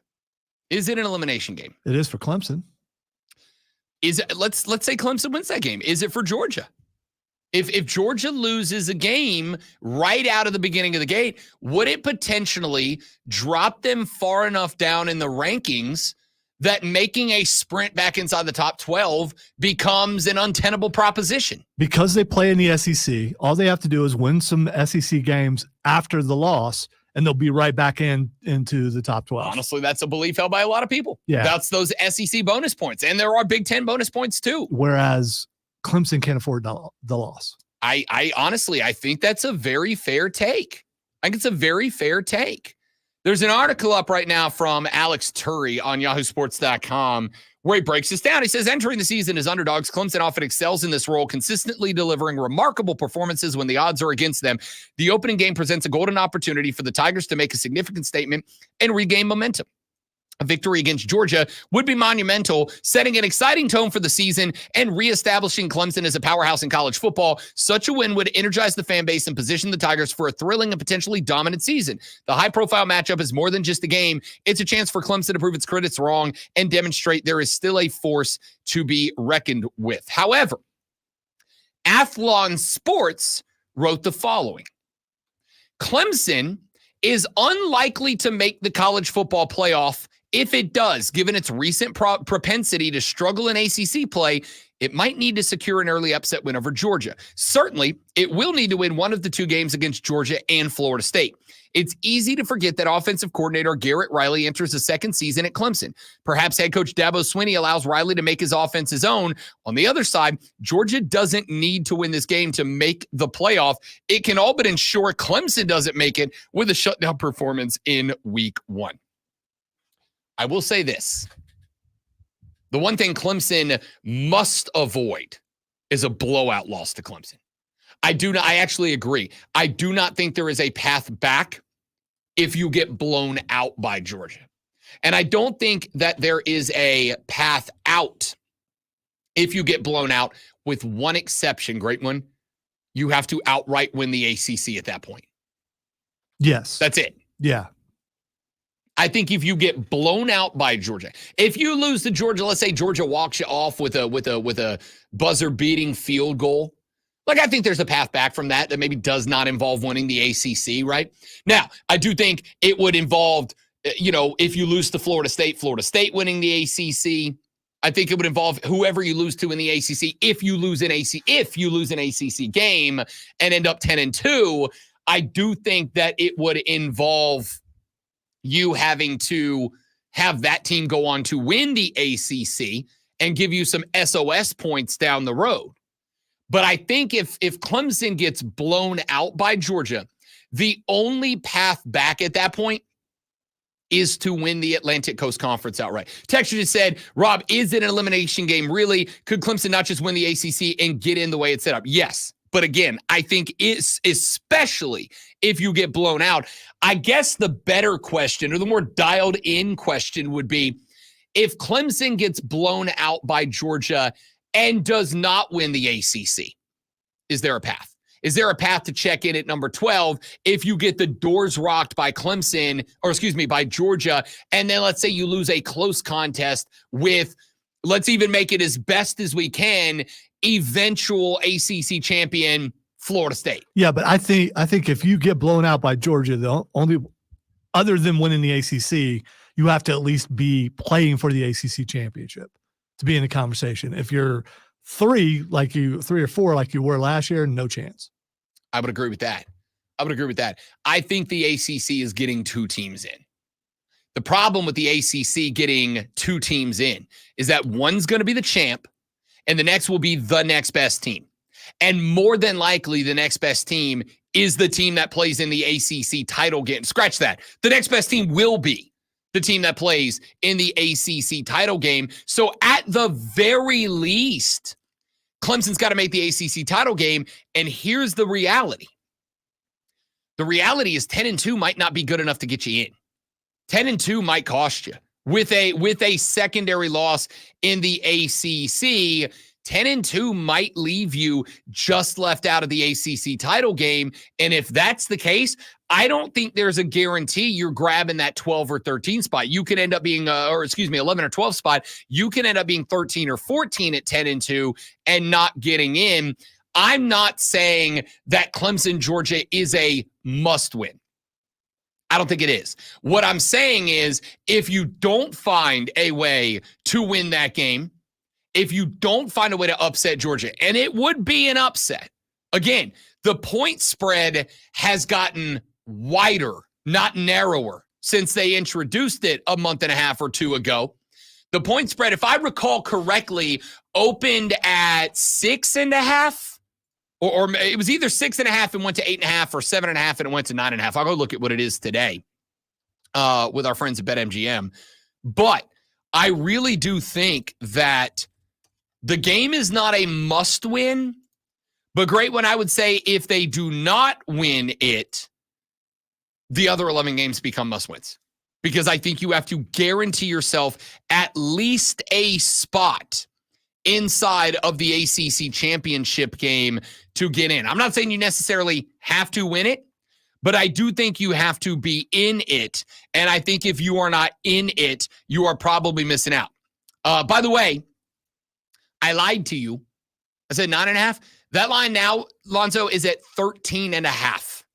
Clemson is a 2-touchdown dog at -110 with Georgia right now. Does that surprise you? I mean, Not really. Okay. Not really. It doesn't. I thought it was going to be 10.5. Could it go any higher? Yeah, it absolutely could. This is one of those lines that I think is going to stall out. There's 3 ways. I've said this before. There's 3 ways to bet a game. You bet the early line because you think the line is not where it should be. That is like, and I'll give you a perfect example of that. If you are a believer that Georgia is going to win this game by 2 tutties, when this line opened at 7.5, 8.5, wherever it was, you grab it immediately because you believe that, as has happened, that line's going to move closer to 13.5.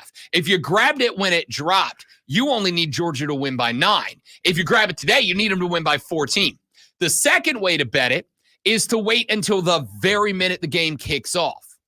And what you're doing in that spot is you're seeing if Vegas overreacts to the money that comes in. So let's say this line settles at 13.5, and the overwhelming majority of people believe that Georgia's going to win by 17 or better. If there's a ton of bets that come in and Vegas overreacts, and let's say on game day, this line jumps from 13.5 to say 15.5. And you believe that Clemson can keep it within a pair of tutties, keep it within 14, then you can grab that line where Clemson gets an extra 2 points to play with in the final spread. And then the third way is to bet the game live. That's actually my favorite way to do it, specifically in the NBA, right? Because let's say you get, like I did a number of times in the playoffs, you look and you go, okay, Boston is a 7.5 point favorite. They got to win by 8 or more. But let's say the game opens and they're up against the Knicks, who are outgunned because of the injuries. But let's say that the Knicks go on a 7-0 run to open this game. Vegas reacts to that, and now you go look at the line, and maybe Boston's a 2.5 point favorite. So had I bet them 5 minutes before the game started, I needed them to win by 8. But now because I waited into the game, I only needed them to win by 3. And the exact same bets hit at the exact same number.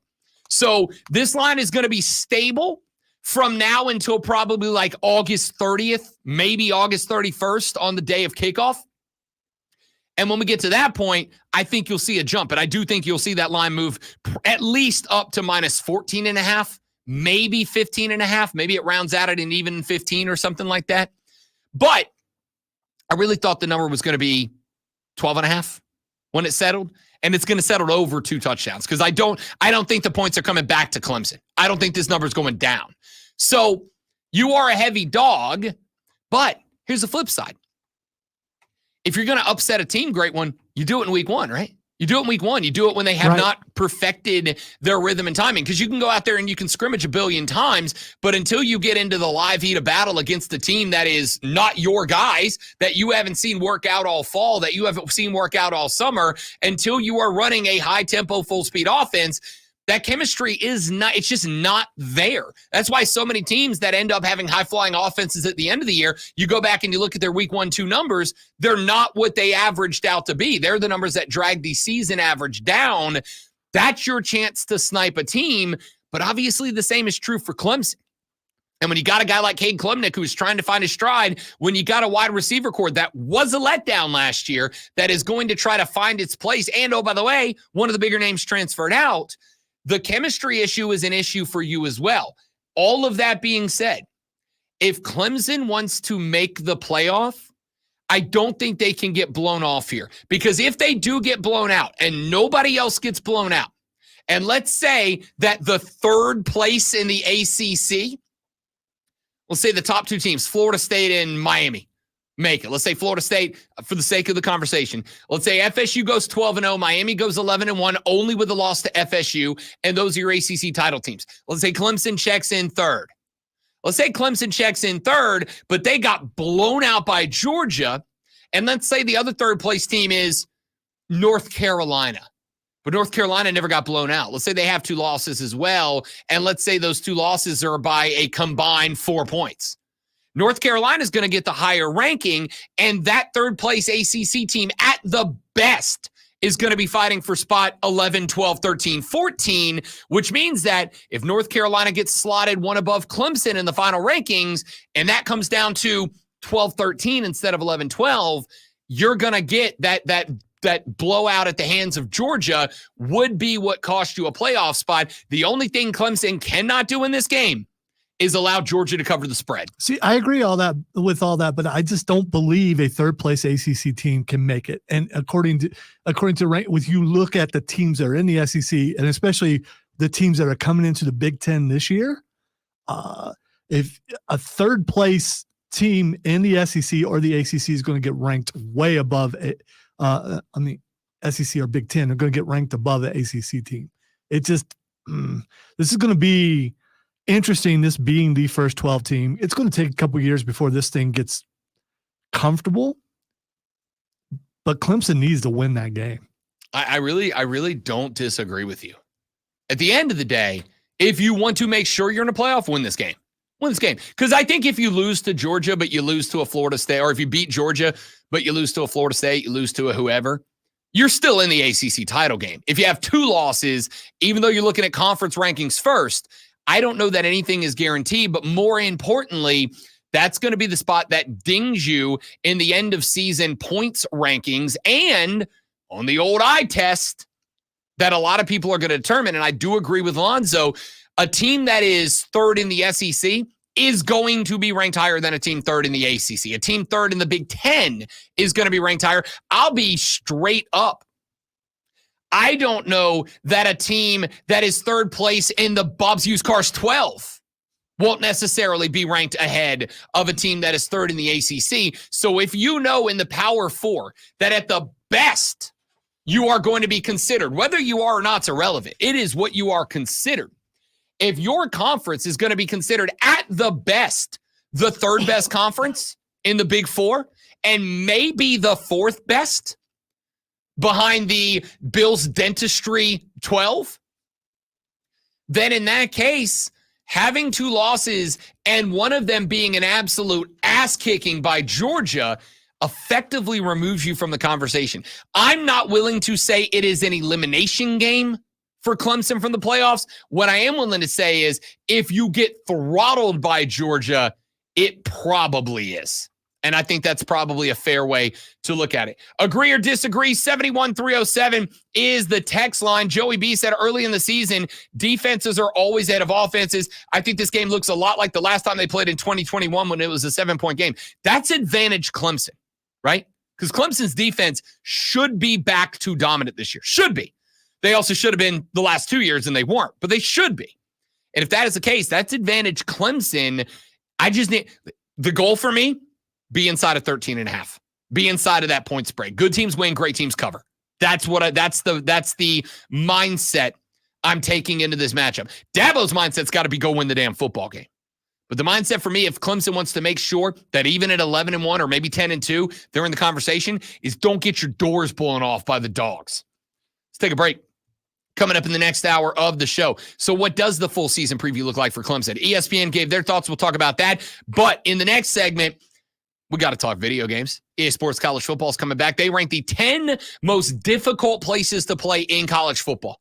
Would they get right? Would they get wrong? We'll do that after Lonzo charms your pants off, literally, with this sports flash. Up to the minute, upstate. Wow. Wow, then I just totally messed that up. All right.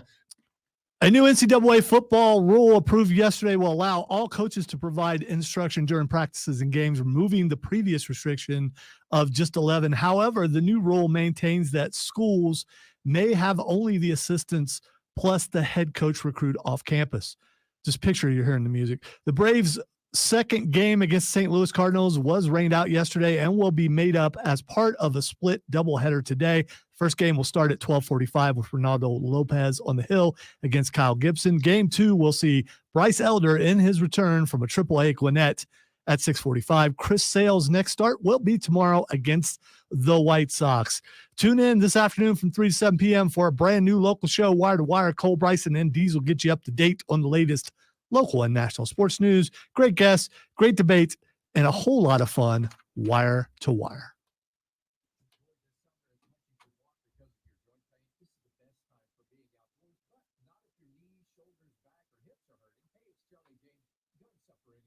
Non-surgical joint pain relief is here at QC Kinetics. Give them a call today. QC Kinetics is the nation's leader in regenerative medicine. I'm talking lasting joint pain relief with no surgery, no drugs, and no downtime. QC Kinetics advanced treatments harness your own body's ability to restore and repair damaged joint tissue, so you can walk and run and hike and play golf and move again pain-free. Yeah, I messed up, Stephen. Thank you for noticing. Well, everyone noticed. So I could either take the time to find the bed to get it in there or just read. Okay. I heard the bed in my mind, though.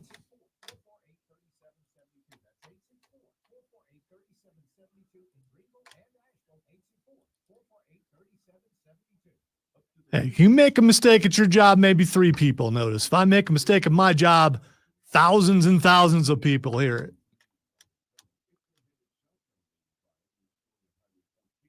I'll do better next time or I won't.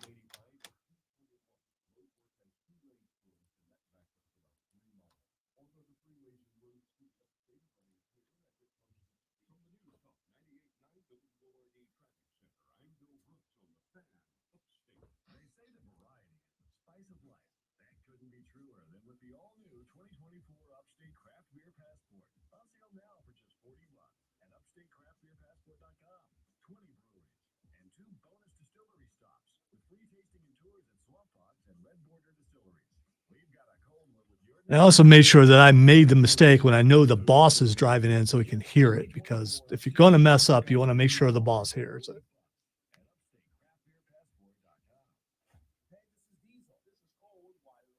We'll be live today from 3 to 7 at Ingles Markets, 10903 Anderson Road in Piedmont. Stop by and say hi. We'll also be giving away a $25 Ingles gift card. If you need bold banners to boost your business, Because I'm really good with deflection, Rob saw this happen. He could have jumped in and helped me. He could have ran around here and put the bet in and hit play. Did he not? No, he laughed at me and walked out of the room. So in the end, it's all Rob's fault. Horrible teammate.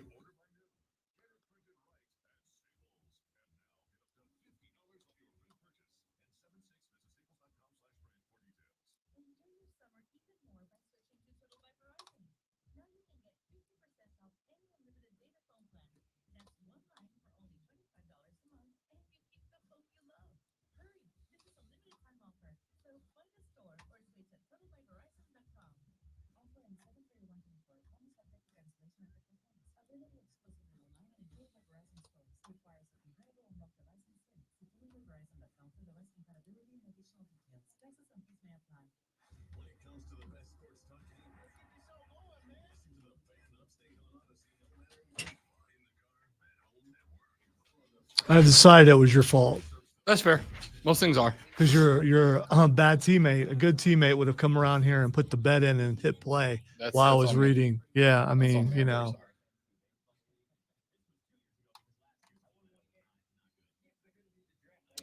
I will also say first decade Lonzo would have folded right there. First decade Lonzo But working on third decade Lonzo, took it on the chin and kept on rolling like a champ. and if you want to go back and like put the music underneath my read, you'll find out that I was on beat and on point the entire way. Say.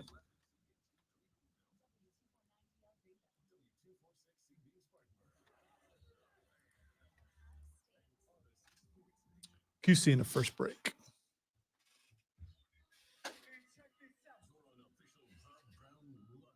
Was not. Yeah, you would deserve And, that. and for the record, what I do during that break is I leave, I go into the Fortress of Nerditude, I recenter myself, I listen to Lonzo's Sports Flash and judge him harshly without telling him what the results of said judgment were.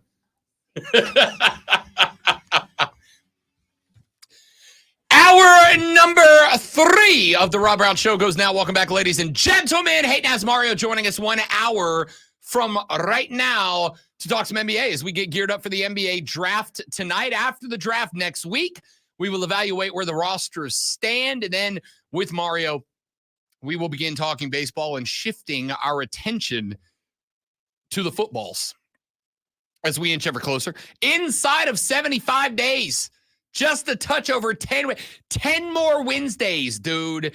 And 10 Wednesdays from now, we'll be going, there's football on tomorrow, y'all.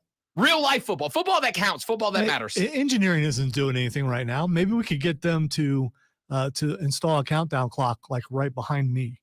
You know, I used to do a segment called the Countdown to College Football Kickoff, where we would have like a cool, like, dude sounder with like explosions and lasers and stuff like that, screaming bald eagles, monster trucks revving up, etc. And then we would just tell you how many days are left until college football. I should probably bring that back. America. Hell yeah. Oh, wait. No, sorry. What I meant was. So we'll see. I might bring that back. I started working on it one day and then I just didn't finish it. I need to finish it. I got like 10% of it done and then I quit. You know, I could do that. I am busy, but it's still part of the, I could do that. That's true. I can ask Lonzo to do things. I just don't. If I did, it would be award winning. So, That's also true. I mean, you would get that. That's also true. There's a certain level. Potentially more awards to be winning. Yeah. There's a certain level that we try to, Yeah. meet. Gold, platinum, double platinum. Like the Taylor Swift of South Carolina sports talk radio, my dudes. Yeah, that's us. Also, can I tell you, again, I said the other day, if there is indeed a Dave Grohl Taylor Swift rivalry brewing, and apparently there is, I need you to know, Tay-Tay, as big as I am of a fan, I am Team Dave Grohl. And apparently that rivalry is budded after Grohl posts the Swifties going after his daughter on Twitter. He went out and said, we call ours the Errors Tour because we make errors, because we actually play our instruments live. Apparently, Tay-Tay at her show last night introduced her band as saying, the band that is going to be playing live for you for the next 3.5 hours. So she heard Dave and took a shot back at Dave. I think it's a work. You think Dave Grohl got involved in a work with Taylor Swift? You think there's enough crossover between those two that either one of them is going to pick up listens? That's the point. There wasn't. There's still not. Now there's definitely not. Because the Swifties are bloodthirsty, dude. You know, the Swifties are worse than the Grohls. Let me just say this. You know, Foo Fighters I love the Foo Fighters, but maybe they're not rock and roll enough. And so to get rock and roll enough, you've got to get hatred from the pop world. See, but now he's done that, and now he's borderline metal. Yeah, except for Grohl's entire career has been the exact opposite. The exact opposite. Right, but he's getting older, and he wants to leave his legacy as a rock guy. No, Dave Grohl does not want to leave the legacy of being an a-hole. He never has. He could have been doing that for years, dude. He was the drummer for Nirvana. He could have been a jackass from day one. He probably doesn't remember a whole lot of being the drummer for Nirvana, though, because he never looked like he was entirely there. I mean, you know what I mean? He was a Seattle kid in the 90s. All right? Bro. He was living his best life. I don't think he's that cat anymore. Mainly because he's like 50. He's not the same cat anymore. Love Dave Grohl. Listen, I'm fine. Love me some Tay-Tay, but straight up and legit, I'm going Team Grohl on this one. All right, let's get to this real quick. EA Sports, it's in the game. Please, I had a horrible flashback right there. I know. Don't do that to me. It's just like suddenly it's 5 years ago, and I'm just like, oh no. EA Sports is set to release its EA Sports College Football 25. It is honestly the most anticipated thing to happen to video games in years, man. It is one of the most successful franchises of all time, and we have had to wait like a decade since the last time that we were all able to virtually suit up for our favorite college football team. So I'm going to say this thing's going to sell a gazillion copies at midnight the night it drops. It is going to be the most downloaded game of the year, bar none, no questions asked. That's not a thought. That's not a speculation. That is a spoiler alert. It'll get played for 2 weeks and people will move on. Absolutely not. I can guarantee you that's wrong. It will. I can guarantee you can't that guarantee it's wrong. at That's the thing. end of You this can't. year, it will be the most hours logged game released this year. Guaranteed. I don't know. Guaranteed. It's not necessarily your cup of tea as your primary go-to game. It's mine.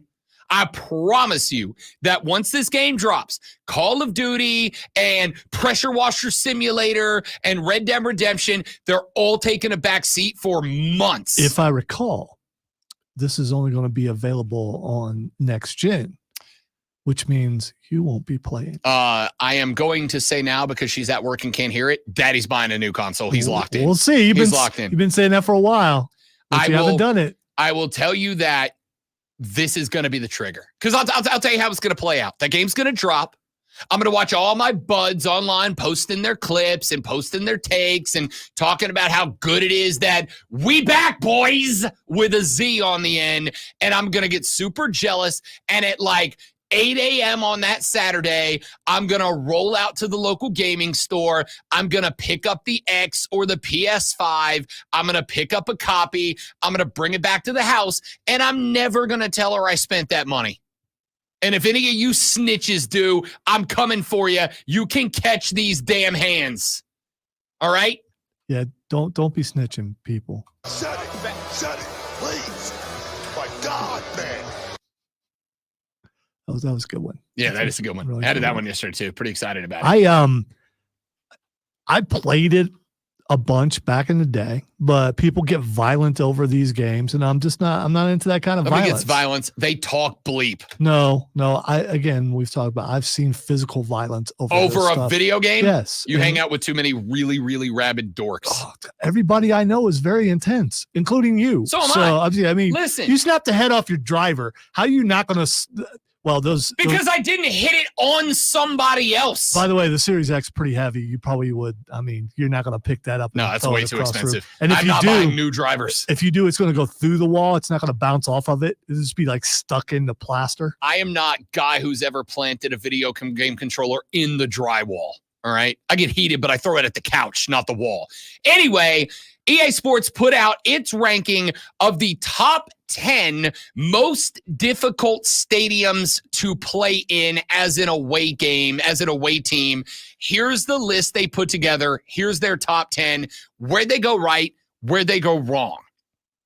I'll tell you, I've been to a number of the stadiums on this list. Clarification. So this is actual state, not in the game. Correct. That This is the most difficult Now, to they play. took their ratings in real life and then they applied them to the game. Because one of the things that happens in these games is when you play in an away game in critical spots, the crowd, the audible gets louder, the noise gets louder. But what it does is it actually impacts. Like players on the field will run the wrong routes because they heard the play wrong in the huddle.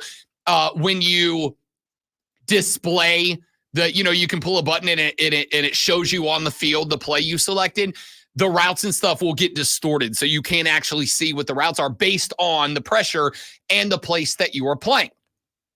So here's the top 10 list they put together. Checking in at number 10, Ben Hill Griffin Stadium, Gainesville, Florida, commonly referred to as the Swamp, known as being one of the loudest environments in college football. They write, quote, filled with passionate fans who are close to the action, it's no surprise to see the Swamp make the top 10.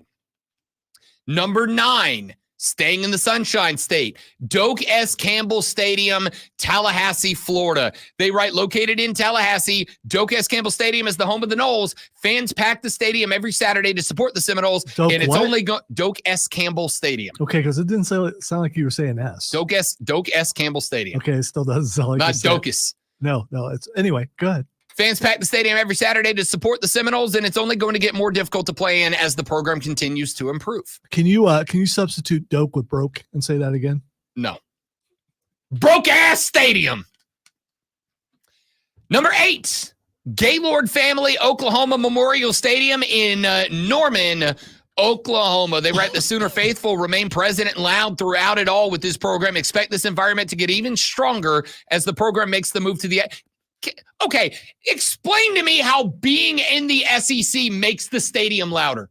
This is the kind of crap that infuriates me. They're in the SEC. It's going to be loud. How? Because it means more, Rob. Gosh.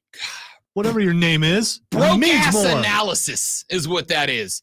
Number 7, Camp Randall Stadium, home of the Wisconsin Badgers. They say the Badgers may not be a team that immediately comes to mind when thinking of current teams that are intimidating. However, when the fans get involved, it can be very intimidating to face the Badgers on the road in Camp Randall Stadium.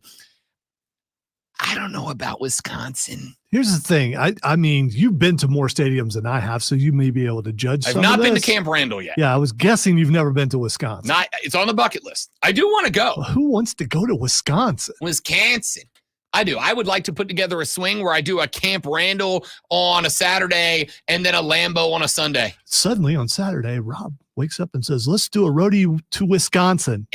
No, he does not. Oh, no, I'm flying to Wisconsin, just to be very clear. There's no roadieing to Wisconsin. I'm flying in and flying out. What if you had a Winnebago fully stocked? I'll be 60.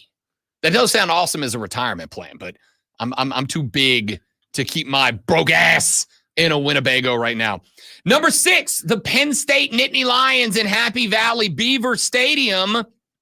They write one of the greatest traditions in college football is whiteout games where Penn State fans pack Beaver Stadium wearing all white. It's so loud, visiting teams oftentimes have a difficult time communicating. Because of this, playing on the road against Penn State is not a trip many teams look forward to. I am going to say I hate the whiteout, man. I hate that game. I got to tell you, it is the only color out in sports that I like. It's the only one I like. The whiteout's no joke in Penn State. Many have tried. One has succeeded, and it's the whiteout at Penn State. Number 5 on the list, Sanford Stadium, home of the Georgia Bulldogs. They ride home to the strongest of teams in college football at this point in time. Sanford Stadium, is full of fans who want one thing, to win it all. The Georgia Bulldogs have a clear home field advantage when hosting opposing teams, and fans can look forward to playing in it with the EA Sports College Football 25 video game. You go between the hedges in Georgia. Can I be straight up? This is the most obnoxious stadium. That's not true. That's not true. There's one more on this list more obnoxious than that. But Georgia's real close. Number 4, the Ohio State University, Ohio Stadium. They write, quote, the Buckeyes are one of the most historical programs in college football. The program has the widest reach, holding claim to the title of the largest of fan bases in the game. In any high-stakes game, this stadium gets absolutely rocking. I've never been there either, and it's very high on the list. I could probably work something out for you for that one. I do want to get up there. That is high on the list. Maybe I do a whiskey/Buckeye week of vacation. They're a lot further apart than you'd think, but anyway. It just means more. Number 3 on the list, and I'm going to tell you, as somebody who has experienced 2 of the top 4 stadiums on this list, this one's too low. Tiger Stadium, Death Valley South, Baton Rouge, Louisiana. LSU is number 3. The real Death Valley. If that's what you want to call it. Yes, that's it's true. They write, having to go up against the LSU Tigers is one thing, but having to face them on the road in a filled to capacity Tiger Stadium is a whole different problem to tackle. Commonly referred to as Death Valley, this is one of the most hostile environments in all of college football, especially when the Tigers have a quality team that's contending for a conference or national title. Number 3 is too low. This stadium is rambunctious, to say the least. At number 2 on the list, Bryant-Denny Stadium, home of the Alabama Crimson Tide, capable of seating over 100,000 fans. Bryant-Denny Stadium is viewed by many as the center of college. Okay, come on. Stop it. No, the hell it's not. It is considered to be a legacy stadium, courtesy of one, the Nick-tator Nick Saban. But outside of Tuscaloosa, nobody considers Tuscaloosa to be the, quote, center of college football. No, the hell they don't. Knock it off. Anyway, they say with numerous head coaching legends, and there's two, Bear and Nick. That's it. What do you mean a plethora? Stop it. There's two. It's numerous. More than one is, I mean, how much is numerous? Is that you need 5, 6? I gotta say more than two. With a couple of head coaching legends. What other Bama coach is a legend? You know how I know there's not another one? Because I can't name them. There might be college football legends to Alabama fans. And you're a knower of ball. Yes. This is the kind of Hawk to a take that drives me up a wall. Okay. According to Oxford Dictionary, numerous means great in number. Yeah, is many. Two many? Two is not many. No, yeah, it's not. No, it's two is not many. It's just two. No, there's two, my dudes. There's two. Someone even asked, does numerous mean more than two? And they said, no, numerous means very large in quantity. Bear Bryant, Nick Saban. Is Wallace Wade in the freaking 1950s on this list? No, Wallace Wade's not on this list. Are there numerous personalities in this room right now? No, there's two. There's two. There's a couple. Stop. This is the kind of crap that drives everybody who's not an SEC fan up a bleeping wall, dude. Keegan's got a couple of names for you. I'm gonna tell you right now. Mike Price. Was Mike Price the one that got caught in the strip club? I believe it was. It was him, not Shula, right? Yeah. No, it wasn't Shula. Shula's the one that just sucked outright. Yeah, he wasn't very good. Mike Price was the one. And for the record, Mike Price should not have lost his job for hitting up Air Tees Angels in Pensacola, Florida. I don't know why I know exactly the strip club he was in. You do. I'm surprised you didn't give the address. It was in my hood, dog. I was on the radio when it happened. You think that wasn't a running gag for like a hot minute? I want you to know the day that story broke, I went downstairs to the boss. I think I was either right in or like getting into radio right at the time, if I recall correctly. And it may have been when I was still in my college classes that this happened. I think it was my freshman year. But either way, I went to whoever I was working for, and I'm like, if you don't go get yourself a sponsorship from Air Tees Angels and hit it with the tagline, women so hot you'll throw away a D1 college coaching job to see them, you're missing a huge opportunity here. Anyway, yeah, I mean, if you want to don't get me wrong, that is a college football legend for me, right? My man got tossed from a multi-million-dollar head coaching job to see some boobies. They must have been world class, my dude. Anyway, it should not come as a surprise to see that the home of the Crimson Tide ranks number 2 on this list. It does. It does. I'm not saying it's easy to play there, but ladies and gentlemen, if you think that was rage, if you think that was spite from Rob Brown, wait till you hear who's number 1 on this list. After this break. Bang! Radio, baby! You like that? That's good. That's good. That's a segue. That's a tease, is what that is. The boss to straighten his tie. Yeah, he did. Like, yeah, there we go. I taught him. I learned him something. I'll tell you who's number 1 on the list when we come back, and then we will say who should be added to. Does Clemson deserve a spot on this list? Does Willie B deserve a spot on this list? Does Paladin Stadium deserve a spot on this list? Maybe. We'll talk about the number 1 most difficult place to play on this list. That was sarcasm. I don't know why I turned into Patrick Starr there, but that's sarcasm on the Rob Brown Show in the Fan Upstate. You see. All right, guys, one more reading. We're right back. Stay right there, please, and thank you.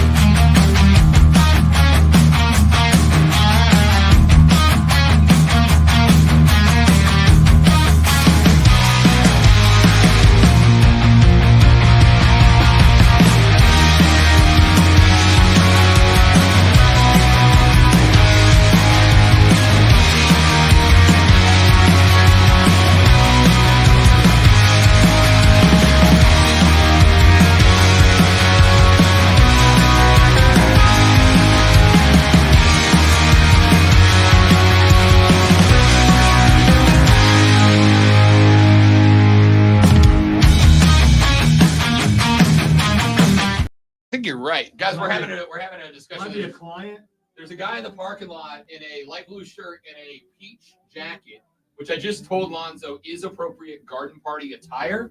But now we're waiting to see what pants he decided to match to it. I'm going either khaki. See, khaki wouldn't work because that's too many light colors. You need something bold on the bottom half. You need like a dark blue, like a navy blue. I'll bet he's wearing jeans. Jeans are an option here. Not garden party appropriate, but they are an option with that outfit.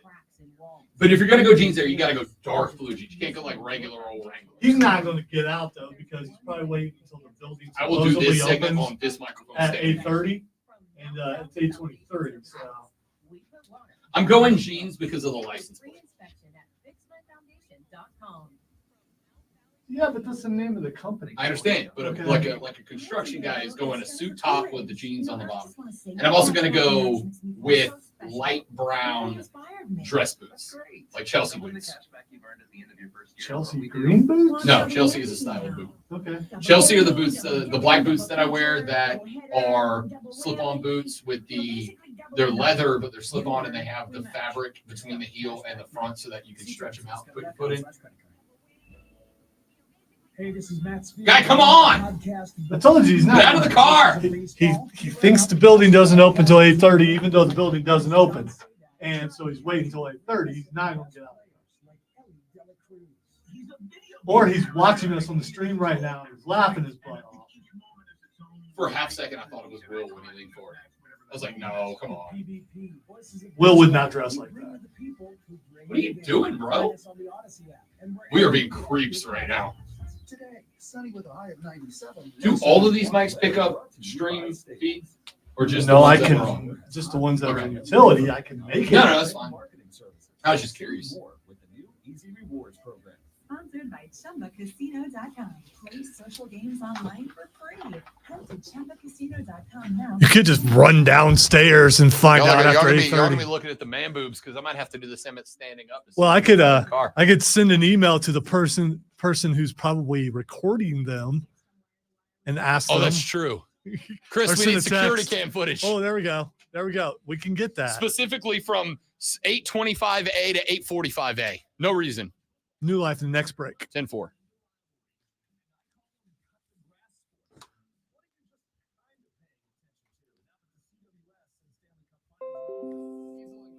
You're right. You're right about that promo. That was good.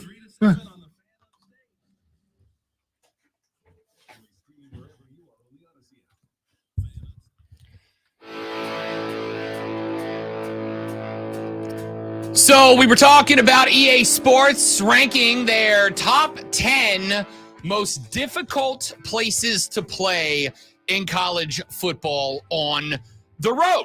The list so far begins with number 9, Ben Hill Griffin Stadium in Gainesville, Florida, a place that for many years, back in the old days of EA Sports college football video game, back in the old day, Florida was like consistently ranked number 1.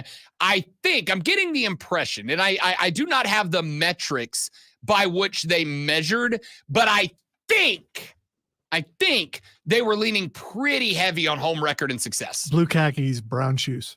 Blue khakis, brown. Yeah, so I was right. We were being creepers during the break. There was a guy out in the parking lot that's wearing a peach suit jacket over a light blue shirt. And I was trying to tell Alonzo, that's appropriate, muted, but appropriate garden party attire.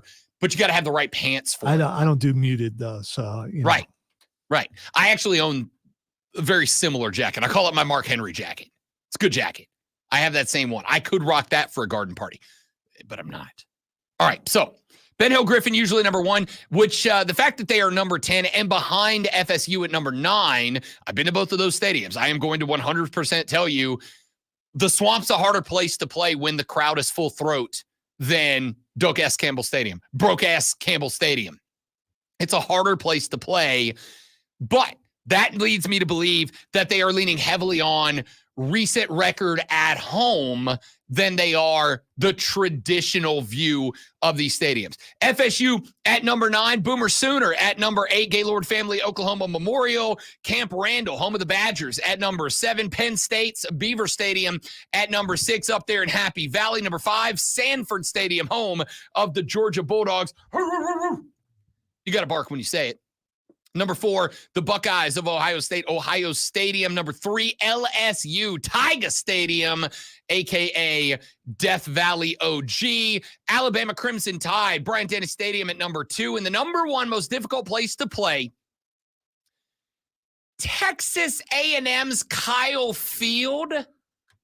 Get the out of here. Come on. Come on. After all the things you've said about them and the Yell Leaders, why would it not be a difficult place to play? Because you're looking at go, how stupid are those guys? I mean, how distracting would it be as a player? 0% distracting. To be seeing those guys. They have grown men in overalls going, oh. That's not distracting. It's annoying, if anything. All right. Annoyance is distraction, by the way, because you're going, that is so stupid. How are they doing that? And the next thing you know, you get hit in the mouth because you get sacked as a quarterback. Yeah, but here's the thing. Elite performers are not going to be distracted by that. This is why I have told every producer I've ever worked with when I'm on remote, if I'm on remote, if you need to tell me something, just say it. It's in my ear. It's not going to take away from what I'm saying because distractions don't work on me because I'm elite. You've never said that to me, but you just made because I don't need to. But you just made a mistake. Because you know better. Because you know better. You can't distract me. I'm too good at this. I've been doing this too long. All right. A&M is absolutely not the most difficult place to play in college. In fact, I would argue A&M, I would take any other stadium on this list before I took Kyle Field. I know that the Ags have this belief that the 12th man makes them electric. My dudes, you're just another crowd, guy. Just because you call yourself the 12th man. You know where the 12th man is? Seattle. The Seahawks are the 12th man, not you, Ags. There's 2 ways A&M's on this list. Number 1, we changed the name to the most annoying place to play in college football, in which case power ranked number 1, 2, and 3 because you're a cult. Or number 2, the belief that if you go to Kyle Field and you beat the Aggies, the cult is going to take one member of your team and human sacrifice them. That's it. Whoa. That's hypothetically. Okay. Hypothetically.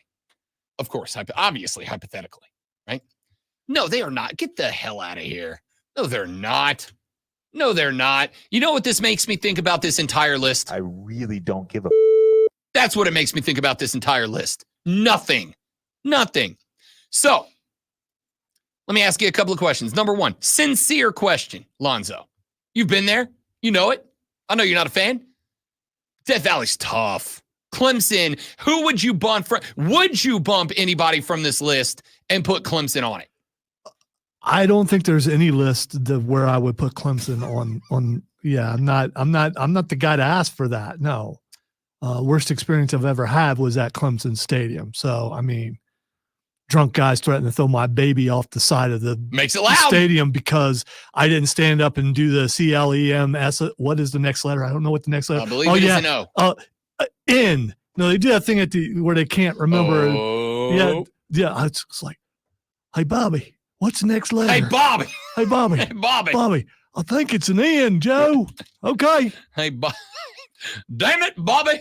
What the hell? I will give you another one that they got wrong. I have been to both of these stadiums.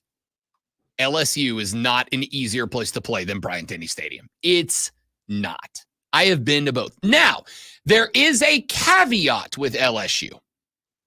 Night games in Death Valley. Day games at noon, it's still loud, it's still raucous, but you give the coon asses a handful more hours to knock back some brewskis on the sidelines. I promise you, Death Valley in Baton Rouge, Louisiana, that is a tougher place to play than Bryant-Denny Stadium. Like, significantly. And I'm not saying Bryant-Denny's an easy place to play. I think there's a spot on this list for Bryant-Denny Stadium. I would say Bryant-Denny Stadium deserves to go ahead of Wisconsin. I would say it deserves to go ahead of Florida State University. By the way, as somebody who has been, let's see, in fact, I should have counted this before. I have been to Florida. I have been to Florida State. I have not been to Oklahoma or Wisconsin or Happy Valley. So I've been to 2 of the top 5 or 2 of the top 10. I have been to Sanford and Georgia. I have not been to the Buckeye Stadium, so that's 3 out of 6. I have been to LSU. I have been to Alabama. I have not been to Kyle Field. So I've been to half the list so far. I've been to 5 out of the 10 schools on this list. And I can tell you with definitiveness, Florida State is only on this list. This is why I say I think this list leaned into like recent success, because I've been to Florida State. Florida State is a tough place to play. Much like LSU, it's a tough place to play at night when you give Florida man a full day of boozing in the parking lot before they go in. Then broke-ass Campbell Stadium is a much more difficult place to play. I was at the game, I don't even remember what year it was, but the year that Oklahoma went down and played FSU in Tallahassee, I was at that game. It's one of the loudest places I've ever been. Oklahoma walked out of there escaping with the dub. If I recall correctly, I was at that game, and it was one of the louder experiences ever. But overall, FSU is a tough place to play. It is not inside the top 10. In fact, I would tell you, as somebody who has been to both, Clemson's a harder place to play than Florida State. Regardless of what the recent records has been, Clemson is a harder place to go and win than Florida State University. Now, I will say this, Florida State, for the first 10 minutes, is one of the best environments in college football. But Florida State fans tend to trail off towards the end of the game. Clemson fans, in my brief experience, is not. That's a full throat crowd start to finish. A&M being number 1 on this list is a joke, dude. It's a joke. Absolutely damn not. No way. LSU deserves to be above Kyle Field. Bryant-Denny is above Kyle Field. Death Valley. I haven't been there. I would guess Columbus, Ohio is a tougher place to play than Kyle Field. I'm just sorry, but your dumb little chants from the World War II cosplaying bro cheerleaders is not as good. It's just not, man. Like, what are you doing? You're rocking a little Boogie Woogie Bugle Boy from Company B as your fight song? Knock it off, you dorks. A&M's not on this list. All right. For those of you that have been world travelers, what teams did not make the list that should have, and what teams are on the list that should not be? When we come back, remember how we talked about the JJ Redick thing? I really don't give a And how Lonzo said he was disrespectful to the media, and I said he wasn't because he addressed that. It was the answer, and it was a fair and good. He didn't say that was a stupid question. In fact, he said it's a very valid question. To which the answer is, I don't give a bleep, right? Well, yesterday and the day before, a story broke in college baseball that I'm going to show you what disrespectful to the media sounds like and see if we can open the eyes of America to why the transfer portal is a good thing. That's coming up next on the Rob Brown Show on the Fan Upstate. New life. All right, guys, one more read and then we're back. Do me a favor. Stay right there.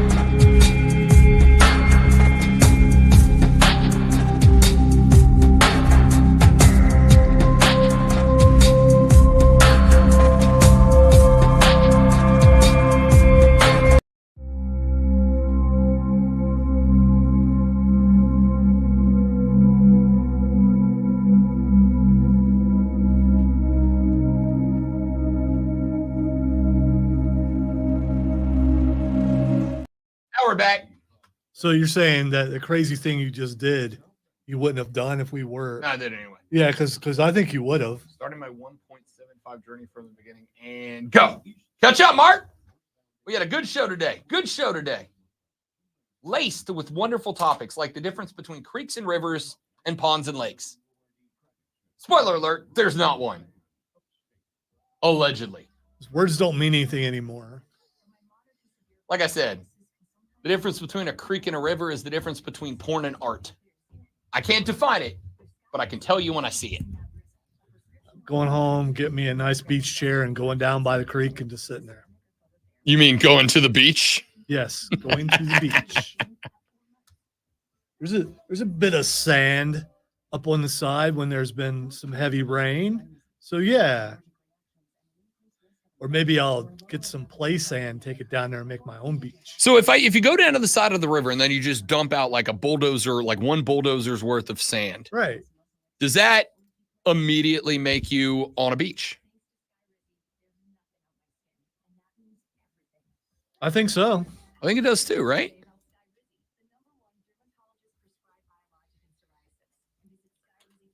He spells his name with a C, Mac.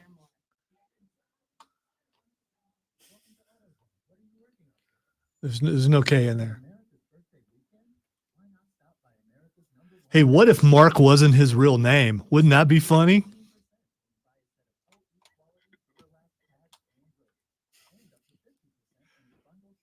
Just being hypothetical there. I mean, nothing to that statement.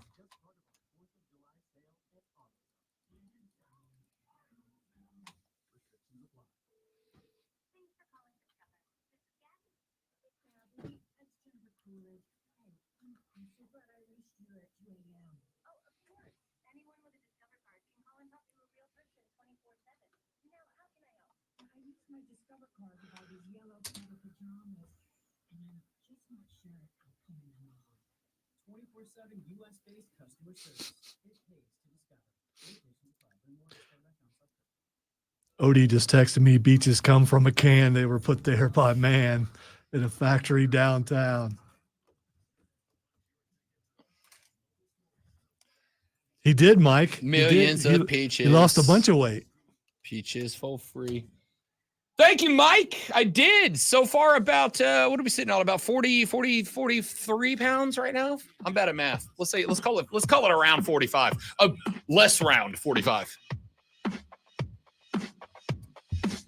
So one of the arguments that I leaned on during the introductory period of the transfer portal was that this is like one of the few spots in America that we get mad when people decide, I'd like a better opportunity now, please and thank you.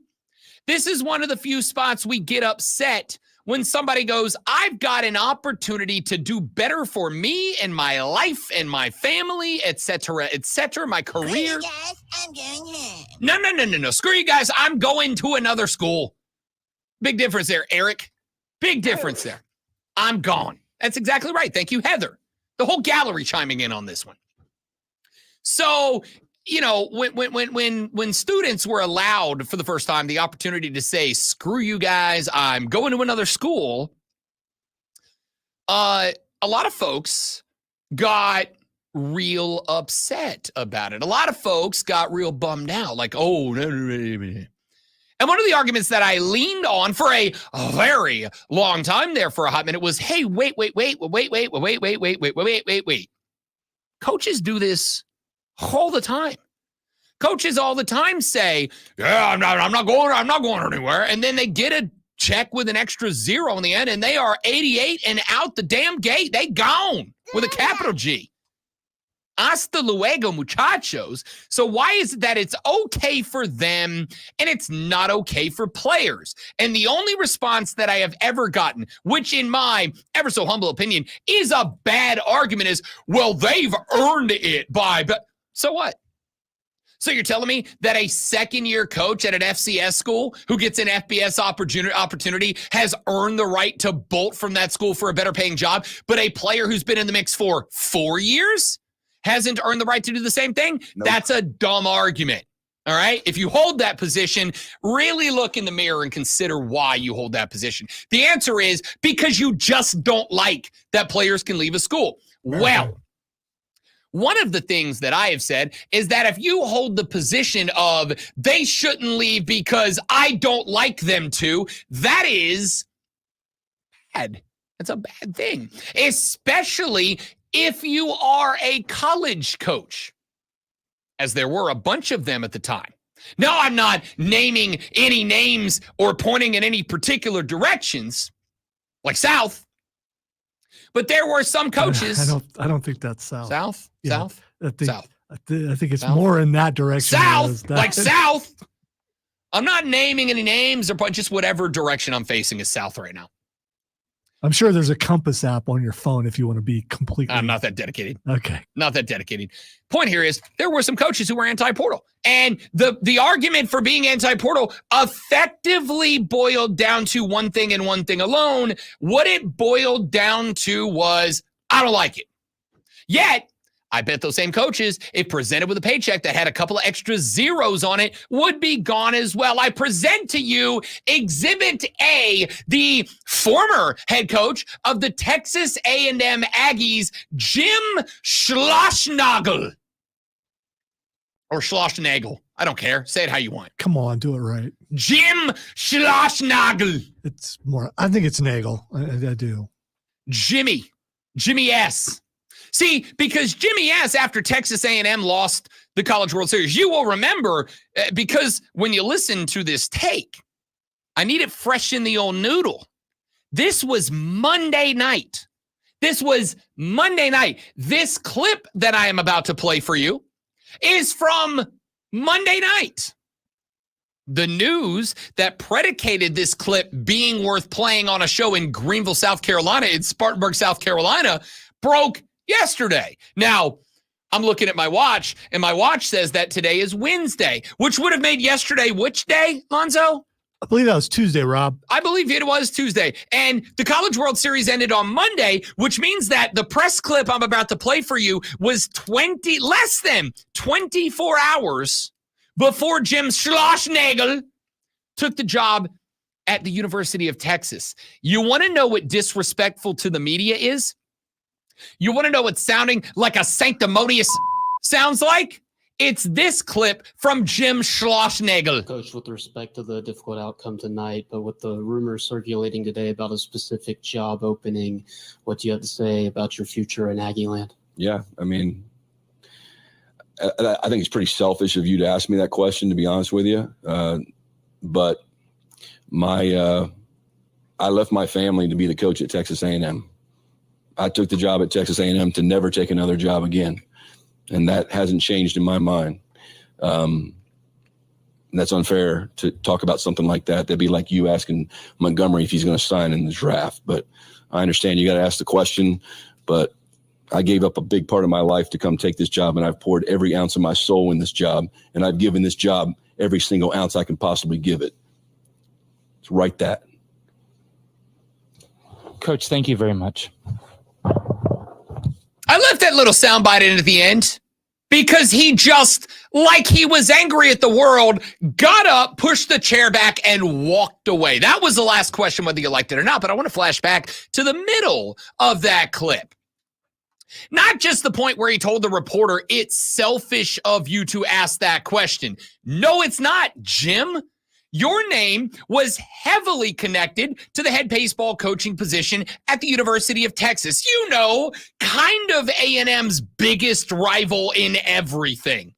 Your name was immediately connected to the job. Oh, and by the way, a job that is not just a rival geographically, that's a conference rival now. They're playing in the SEC next year. That's a direct conference rival. You are recruiting against the Aggies now, and you are playing the Aggies on the diamond next year. So it's no, it's not. It is actually quite the opposite. It is actually almost demand that an Aggie beat reporter ask the Aggie head coach, whose name was connected to the Texas head coaching job, who had been asked about it multiple times, hey, season's over. You could be a free agent now. Are you going or are you staying? Oh, it's selfish of you to. No, it's not. It's literally his job. But then let's go on to the middle part. Could I just a quick question? What if he told that reporter off the air that he was going to Texas and it was selfish for him to ask that question because he already knew the answer to Doesn't it? matter. You ask it publicly Okay, because all right. that is a question that is directly connected Just to playing every angles Aggie here. fan. Just playing angles. I I'm get just it. That's the curious. job. But the reality here is that question needs to be answered publicly. Every Texas A&M Aggie fan who just had a coach take them to the national championship finals is wondering, is he going to stay or is he going to go now? And the answer needs to be public. So it wasn't selfish. But then there was the little part in the middle where he said, I took this job so I would never take another job. And then he took another job less than 24 hours later. Here's the fun thing. I've been around this a very long time. I'm old enough that I can use that phrase and it's not a ha-ha funny joke anymore, okay? That contract doesn't get signed in a 12-hour period. That's a negotiation that goes on for a minute, which means that Jim Schlossnagle was negotiating with Texas while he was coaching the Aggies to a national championship appearance and a silver medal in the NCAA baseball championship world, and knew good and gosh darned well that he was going to sign that contract the next day. And yet he sat up there like a sanctimonious ass and chastised the reporter. You want disrespectful to the media? That's the definition of it, because that man knew he was gone, but he went, oh, no, I took this job, don't have to take another job. I poured every heart and soul, every ounce of me into this job. Write that, you little jerk, because that's what he said. That's that. I missed that part. Is Texas closer to his home and his family than I Texas don't A&M? give a rat's patoots. I'm curious. I don't care. Here's Okay. what you do. If you know you're taking that job, or even if you're in negotiations for that job, because you were when this happened. There's no chance they just the phone call on Tuesday. Hey, coach, congrats on going to the Natty yesterday. Would you like to come to Texas? Oh, you know what? I sure would. Go ahead and get it done right now. I'll make the press conference announcement in like an hour. Sound good? No, that deal was already happening. So what you do is you don't chastise and you don't sound like an ass on the stage. What you do is you go, hey, listen, I appreciate the question. That was a tough loss. All I care about, my guys, all I care about is the team, is those guys in the locker room that are brokenhearted after they poured every ounce of their heart and their soul onto that diamond all year long to just come up that short and have their season end without a trophy. All I want to do is get back in that locker room with my boys and get them ready for the season. And then you move on. You don't say yes, you don't say no. But what you don't do is chastise a guy for asking a genuine question and then, oh, by the way, lie bold face into a microphone. No, what he should have done is he would have said, that question is stupid. It makes me angry. You know what? I'm going to get up. I'm going to walk out and go to Texas right now. And you explain to all these people, why I'm going to Texas. It's your fault I'm leaving this job. Goodbye. At least that would have been entertaining. It would have been. No, he just acted like a butt. Yeah. He just acted like a Jacksonville up there. Right? And so when JJ Redick is worse. Get the hell out of here. You don't believe that. I absolutely believe that. You don't believe that. I absolutely believe that. Because JJ said the F word? Because of his attitude towards the media, he's worse. I am Rob Brown. I'm defending the media. JJ Redick was asked the question, called it a valid question, and then gave his opinion on the question. He gave an answer. This guy disrespected the question and the person who asked it. JJ didn't disrespect anybody. He's not obligated to give an answer you like. That's not disrespectful. As a member of the media, I was disrespected by JJ Redick, and I think I need an apology. Okay, I want you all to remember that Lonzo is a member of the media, and he just admitted it. Okay, so when you hear all those mass media takes, remember that's Lonzo. Well, Rob that's has Lonzo. told me many times that I'm a member of the media, so I just finally listened to Rob.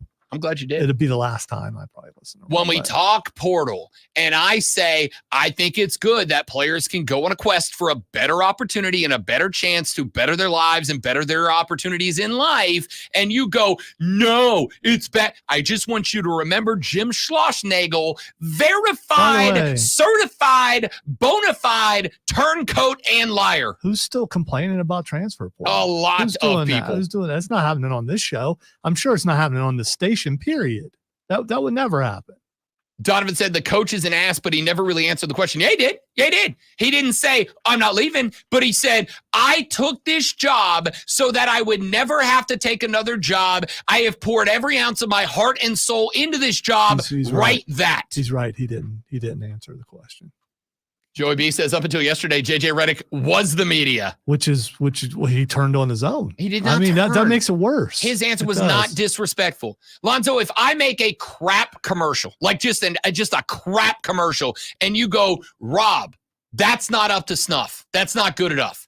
Do I get to go, that's disrespectful, Lonzo? That's disrespectful. Now I have to go win a Super Bowl.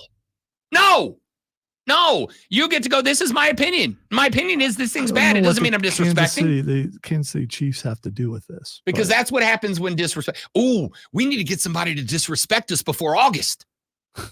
We got to get somebody say something mean in the chat right now. Yeah, just look at the text line. Somebody call me. I don't even have a text line up. Just look at it. I'm sure fair. something mean has already been said. That's fair. Texture says it ain't the reporter's problem that he left his family for a job and feels bad about it. Yeah, no, I don't care what the reason is. You lied and made that guy look small because of it. That's a jackass move. All right. Donovan says, no, you tell him that you poured all your heart and soul into that ad. Yeah. Lonzo's going to pour all his heart and soul into this sports flash, hating ass Mario on the other side.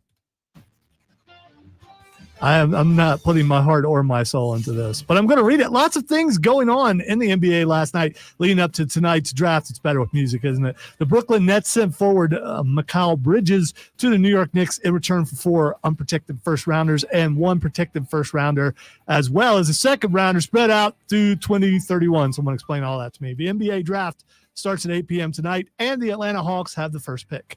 Make sure you tune in for that. The Panthers aren't the only team getting renovations to their NFL stadium. Jacksonville City Council approved a $1.4 billion in upgrades to Everbank Stadium, of which $775 million will come from the city.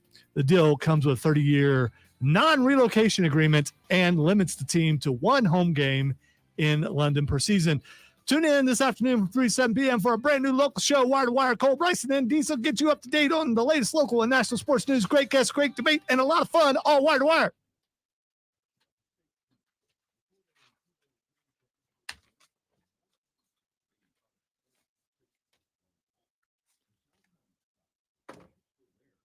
There were some of you out there who didn't think I could do it. That's disrespectful.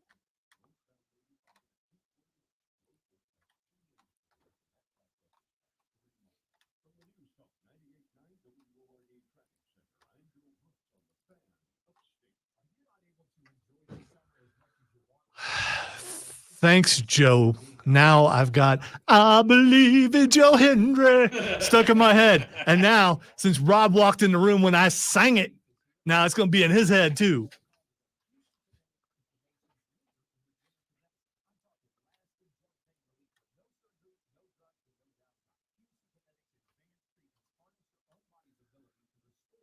Have you seen Mark Henry's post where he says, I believe in Joe Henry? And he's like doing the thing. It's great. Let's get Mario up in here.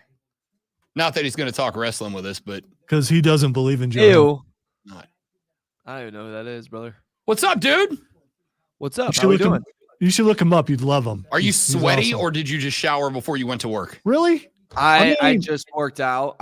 Okay. He's sweaty. I was right. Let's rephrase this. I work until about midnight. Got up at 6 a.m. Went lifted. Got a shower in. I think that's pretty good. Yeah, I think that's a pretty good accomplishment. Is it leg day today? Or are you working on the lats? What are you working on? Leg day was yesterday. Today was buys today. And we just hit a personal record on leg day. Thank you very much. Attaboy. Getting set for that beach vacation this weekend. Dude, I can't tell you. I am taking this thing and I am chucking it as far as I can. Don't do that. I got to get you to a party Saturday night. It's very true. After Saturday. Yeah. I don't know what you're doing Sunday morning, bud, but we could go get tattoos together on Sunday. I mean, I would. All right, Rob says he's going to be your wingman like you need one. I mean, come on. Come on. does. Come on. Yeah, I mean, I also don't know how much it would be like. Do you want to go back to a condo with 8 kids? It is Florida. That's a good point. My nephew's gonna be running in and wake me up to do our annual ice cream in the morning. Who's that? I like that. Like, don't worry about it. What kind of ice cream is it? It's like a place right next to us, dude, and they think it's actually the funniest thing. I convinced them that my nephew is my kid because he looks so much like me, and it drives my sister insane. That should have been funnier, but No, it is. Rob tries to claim his nephew, so that's why I was making that face. Yeah. it's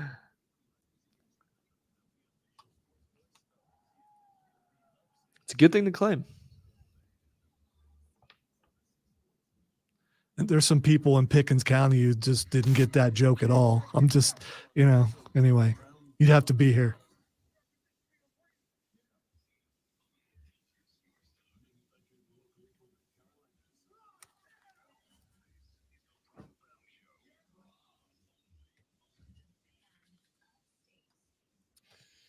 Here we go. The fourth, the final, the best hour of the Rob Brown radio program. What kind of place is this? I really don't give a Starts now. Kiss your mother with that mouth? Shut it, please. My God, man. All right. We got my guy hating ass Mario hanging in the stream now. And what a fortuitous time to bring on an NBA analyst for the BetQL Network. He is also the executive producer of BetMGM tonight, which you can hear every single evening from 7 to 11 p.m. right here on the Fan Upstate and on fine Odyssey stations around the country. He is also the former executive producer of Bet for the Cycle with myself and Cody Decker. That airs every Saturday from noon to 4 on the BetQL Network. He is Mario Heron, a.k.a. Hating Ass Mario. What's up, big fella? Guys, what is up? It is such a pleasure to be with you guys on Wednesday, and the NBA news cycle just doesn't end. And how beautiful is that? As soon as you think we're out, they pull you back in. Name that movie. Just when you think you're out, they pull you right back in. That is Scarface, not Scarface. Wow. No way. Wow. Good job, I can Mario. tell you the actor. No, you're looking it up. I'm not, because I can tell you that. Hang your on. mouse is moving. I can tell you the actor, and I can quote you the line with inflection. What was the and actor? now I'm blanking on the What was movie. the actor? It was Pacino, wasn't it? Yeah. Yeah. And I can say the line just like in the movie. And now, right now, I'm blank. You got me on one, not because I don't know it, but I'm blanking on it. This feels so good. Oh, I know it this should. feels so good. This is years of vindication for you. Tomorrow. I named the actor. I said it just like they say in the movie. That does not helping me right now. What am I holding up? 3. What's the greatest, arguably, movie of all time? That's like top 3. And then think of the series and the movies that followed. Is it Godfather? It's Godfather. Son of a Godfather 3. I knew that. See, that's why I was trying to help you memory by throwing up the 3. Yeah. Because Godfather 3 is objectively the worst movie in that franchise by miles. Oh, yeah. Godfather 3, so that we are clear on my position here, shouldn't exist.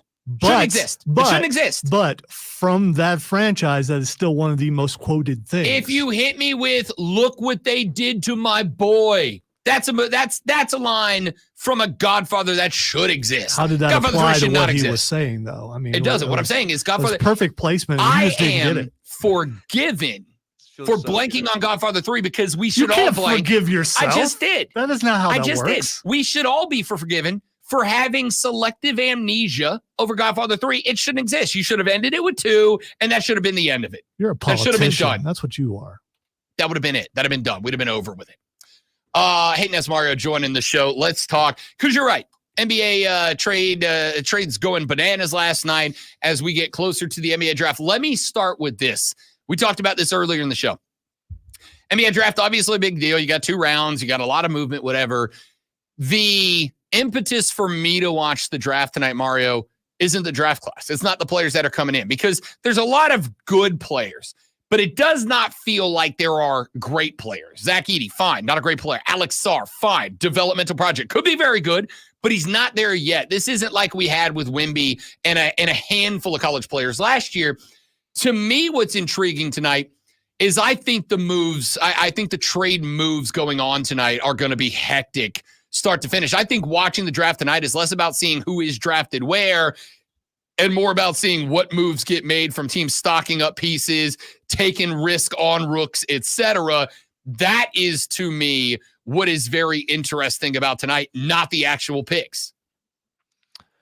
Yeah, and it's going to be interesting to see kind of who stacks up for, we kind of saw this a little bit last night with the Nets, who stacks up for next year, right? Because next year's draft's like the complete opposite. Like, there's a lot of stars that we think can be really, really good NBA players for a long time coming in that draft class. Cooper Flag being the name that leads it all. It is, look, this draft class has gotten so much slander. It's called the worst draft class. It's called, no stars, and it's just a bunch of role players. We'll see. We say that all the time, and, we've been proven wrong. We've been proven right. It's really hard to tell. But I am with you. I think the excitement of tonight is the trades and to see what teams will do. As of now, Will just reported that Wizards are going to stay put at 1. Who knows if that will change? We'll see. And also, think about this, too, for the people that, don't really understand what we're talking about, Rob. With the domino that went last night, Paul George is the next one to go, right? Paul George is the next kind of thing of what's going to happen there. Is going to be other moves that we just don't see coming. The Rockets now apparently are saying how they're going to be all in on trading for Durant at some point. There's going to be a lot of different storylines circulating the draft that will be 10 times more interesting than the draft itself. That being said, I do think there's some guys in this draft that can end up having some pretty long, successful careers. Yeah, listen, I'm not saying there's no good players in this draft. I do think that from the number 1 pick down, there's a buttload of project players. And I mean, I'm including the number 1 pick, right? These are all project players. There's not that definitive star. But I also think that, to me, it does make it more intriguing because it is going to be a lot more about making the right analysis, making the right picks as far as chemistry, team fit, and all that. Versus last year, there was no drama with the number 1 pick. We all knew it was going to be Victor Wembanyama. We thought had a pretty good idea about who was going to go 2, 3, 4, and then the mix-up. And as somebody who has very frequent complaints, because on one hand, and this is really a sports issue, honestly, I'd argue in pretty much every sport in America, we latch on to stars. We latch on to that one player. We latch on to Ronald Acuna Jr. for the Braves or Trey from the Hawks or whatever. Whereas this year, draft day is going to be about team building. And I know that is a lost art when it comes to American sports fans. Sorry to sound like an elitist jackass here, but it is what it is. It is a lost art for sports fans across this country, and it is the most important thing that is going to happen for every single NBA team tonight.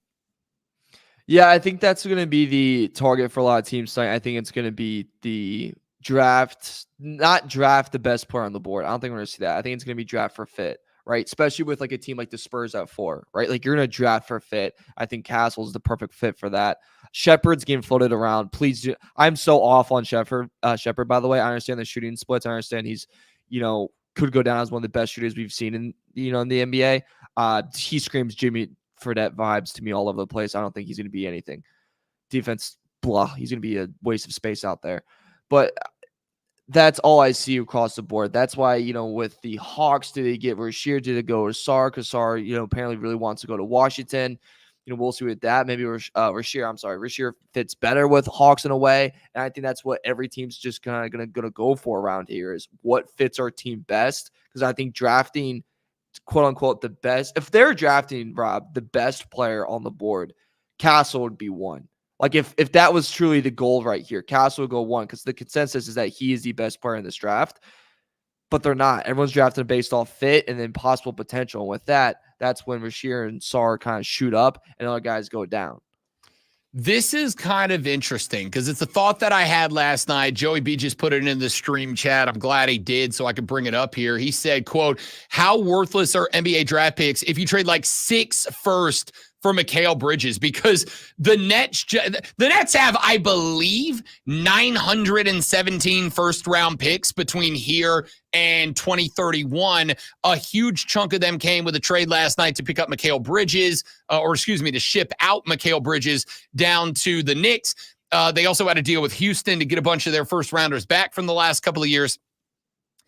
The NBA draft, to me, Mario, between MLB, where you're talking about stocking up a farm system, give yourself options, between the NFL, where very frequently rookies come in and have an immediate impact on the team, MLS, same situation. The NBA draft really does feel like the least important draft when it comes. It's not to say it's unimportant, but I think when you're talking about this, where, like I said, the Nets have legitimately not a joke. I think they have 19 first-round picks between here and 2031, which is both a long way away and not a long way away at the same time. Building through the draft is difficult. And that's not to say teams haven't done it. Golden State has done it. You could argue Boston did it with the team of guys that they've got. It is important, but I would also argue it might be the most difficult draft to build through of any of the major American sports. Yeah, it is the most difficult. I will give you that. But I still think it carries a lot of weight because if you look at the past two title teams, you brought up the Celtics. Yes, the acquiring of Drew Holiday was huge in free agency and KP was big. But the cornerstone of that was Danny Ainge trading the first overall pick. So he believed he could get Tatum at 3, and he gets Tatum at 3, right? It was getting Jaylen Brown. I believe it was at 3 or 4 as well. And Boston loses their minds. They didn't want Jaylen Brown. Those were the cornerstone draft picks. The Thunder, you look at them like they're a team on the rise. Who they get? They got Chet Holmgren. And they trade for SGA. I get that. But look at how big of a difference that team was and is with Chet on that team. It's complete difference. And then this year, it's probably going to be more important for them to get a big man, to have someone to come off the bench to help Chet out, especially when he gets, out physical in the paint. And you look at the Nuggets, right? The Nuggets hit on Murray, then they hit on Jokic late in the other rounds. They get Michael Porter Jr., who no one wanted to touch because, quote unquote, his injury report was the worst we've ever seen in all of sports. And then that hits. Yes, dude, is there other pieces that come around that help that they signed? Yeah, but then you also look at Bron off the bench. That was huge in the title run. He's been great for him. The Miami Heat, although they suffered injuries, like Jaime Jaquez was huge for them this past year. I understand the free agency is just as important, but when it comes to the foundation guys, I still think it's 60-40 of what you need to do in the NBA, because if you looked at even the teams that are quote unquote bought almost all the way through, like the Suns, like the Nets that we saw, a couple years ago, that stuff falls apart.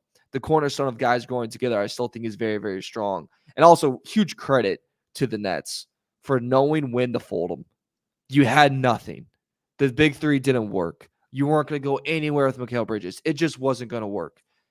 And they cashed it in at the perfect time. From Kevin Durant, the final haul was Cam Johnson, 8 unprotected first-round picks, 1 protected first-round pick, a 2028 first-round pick swap, 2028 unprotected pick swap, and 3 second-round picks. And Cam Johnson's going to get traded too, by the way. Unbelievable. Yeah, they're going to keep stocking. They're going to keep stocking. That's the game plan. They are going with the old Belichickian method of stock, and then 1 year we're just going to unload and just get the guys over a 3-4 year period to build around. I think you're spot on. By the way, know when to hold them, know when to fold them, know when to walk away, and know when to run is...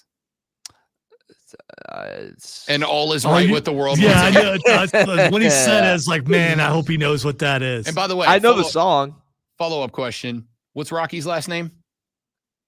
And Al Pacino. You have literally been told it multiple times. What is Rocky's last name? Bombola, whatever. Okay. Let's talk again. NBA. All is right in the world once again. Rogers.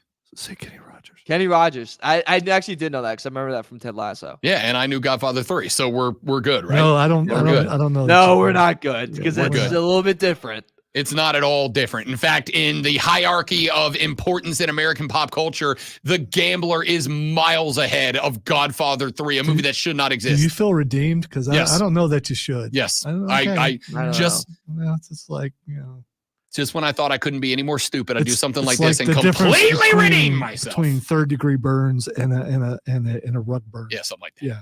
Okay. Best player in tonight's draft is Castle. It's Fallen Castle. Really? Yes. I am buying all the stock in the world on him. He's just a jump shot away from being, I think, a first overall pick. Dude, I mean, Kevin O'Connor from the Ringer put him number 1 as well. Like, I saw there's potential there, but I just don't really see him being anything more than a Nick Claxton. Like, I just think that's like kind of his limit there. And I look at Castle, I think he's quick. He's got great acceleration off the bounce.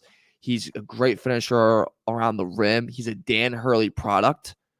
And Dan Hurley, oh man, he makes some good NBA players. He makes some good basketball players.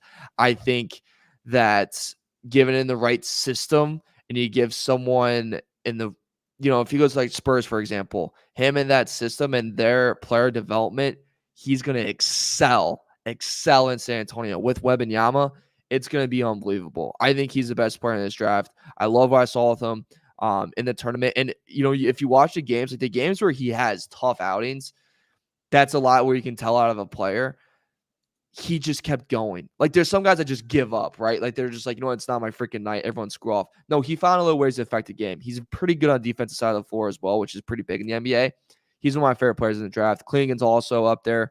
I know I'm picking on the two UConn guys. Guy, I'm telling you, watch out for those. Don't connect. Please watch out for him. Unreal scorer, great shooter, can be a great spot up shooter too. Good second team playmaker. I understand the defense. Oh, the defense is so bad. He got back cut to hell in college basketball. But what have we seen the past couple of years, man? The older guys tend to play a lot better in the NBA than the younger guys, especially straight off the bat. Dalton Connect's going to be a pretty good player, pretty good role player, good six man of the year type of stuff. Seth Greenberg was on our show last night. That's his rookie of the year pick is Dalton Connect. So take that with what you will. But Seven Castle, best player in the draft. I do not disagree. As a matter of fact, the next question I was going to throw at you, and we got about a minute left here, was going to be, I'm going to give you one guy for free, Dalton Connect, one of the best offensive scorers in this draft, or Donovan Clingan, arguably the best defensive player in the draft. You get to build around one of those two guys in 30 seconds. Who is it? Connect. Just because they're shooting and playmaking, I'll take it. Klingan's a great piece. I just think offensively, he'll never really come around. Defensively, he'll be a stud. And, we just watched Walker Kessler and Derek Lively the past 2 seasons and see how important that is. But if I'm building something special there, I'll go with playmaking. I like it. Hayton as Mario Heron. He is the executive producer of BetMGM Tonight, which you can hear every day on this station from 7 till 11 p.m. He is an NBA analyst for the BetQL network and joins us every Wednesday at 9 o'clock. We will do next week a review and a recap of the draft itself. And then Mario and I begin turning our eyes towards football season, which we will be inside of 10 weeks from the week after that. My man, look forward to seeing you down in Destin this weekend, big dog. Looking forward to it, my man. Let's go. Let's dance. And I cannot wait for Key Lime Pie. Do not let him get you into trouble. Because he's got that. I'm going to get him into trouble. Look, you see the eye? That's the trouble eye. You got to watch out for that eye. I'm just saying, Mario still owes us a tattoo. That's all I'm saying. And we'll be together. I can hold his hand, walk him through it. All I'll say this is I don't need a big push to be in trouble, but to tattoo, I'm going to need a big push. I might need to be pinned down, and I will go with a fight. Darn, if only. If only. I can't think of anybody that would be there that would be more than happy to make that happen. Hey, you weigh a lot less now. There's no guarantee that you could pin him And yet down. I still got Mario by $125. I don't know. I'm 195 right now. Just stepped on the scale. Damn, fatty, get in the gym. I know. I that. I love funny you. enough, dude. Funny enough, quick story. Funny enough, I stepped on the scale and my brother was watching the stream last night and goes, "Hey, let's get some extra steps in, huh?" Wow. Not even I'm that mean. Hayton ass Mario is again from the BetMGM Tonight show. You can hear it 7 to 11 tonight on the show. Appreciate you, big fella. Talk to you next week. Always a blast. Thank you, guys. You know it. Hayton ass Mario, the best. We're back after this on the Rob Brown Show. We're back after this on the Fan Upstate.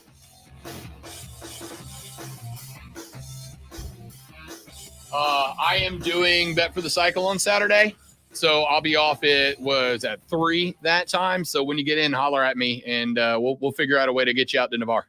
Yeah, that works. Just if I don't respond, I'm not ignoring. I'll just it's literally I'm too banged up or like I'm not on my phone yet.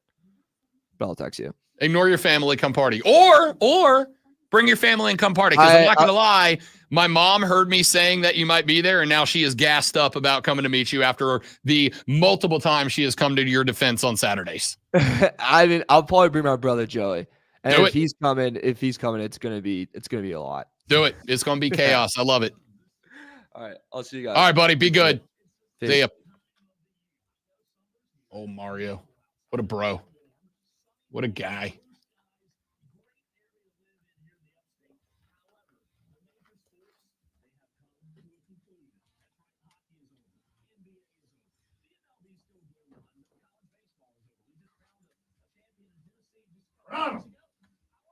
If you want to crown them, then crown them. But they are who we thought they were.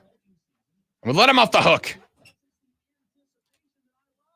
All right, guys, give me 45 seconds. I'll be right back. Do not go anywhere, please. And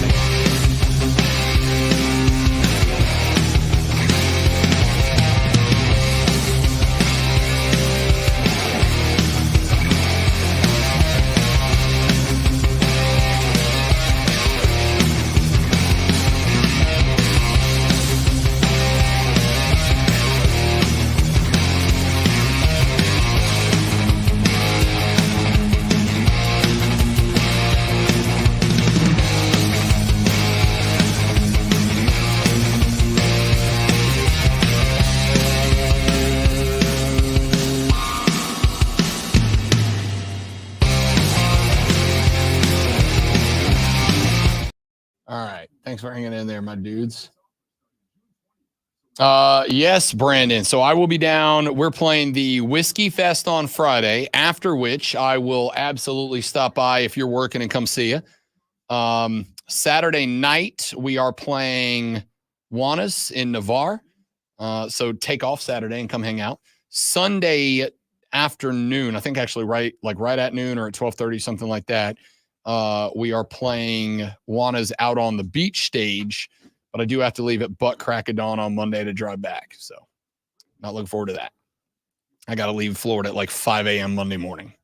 Wow. Yeah. You've never been up that early I know, before. It's far too early to be awake.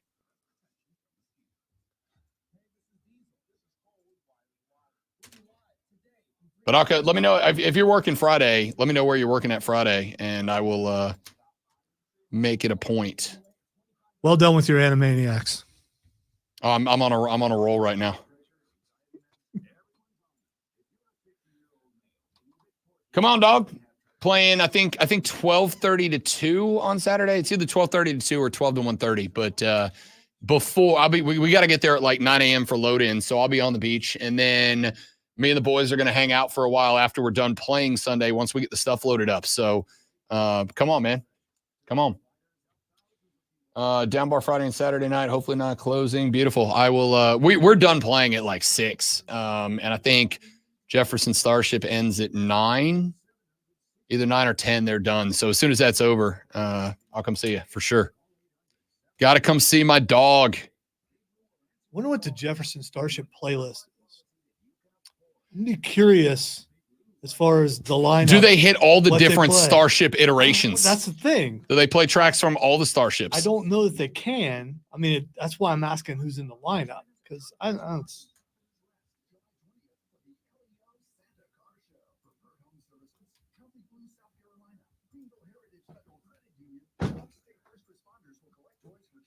I'm having entirely too much fun doing Yes, he's opening for Jefferson Starship. Yeah, we are. And then we found out yesterday, we're opening for Jefferson Starship. We have been geeked about this for a couple of months now. We have a 30-minute set. That's like 4 songs. Don't talk as much in between. I know it's hard for you, but you could squeeze it. That's our show. We're average musicians.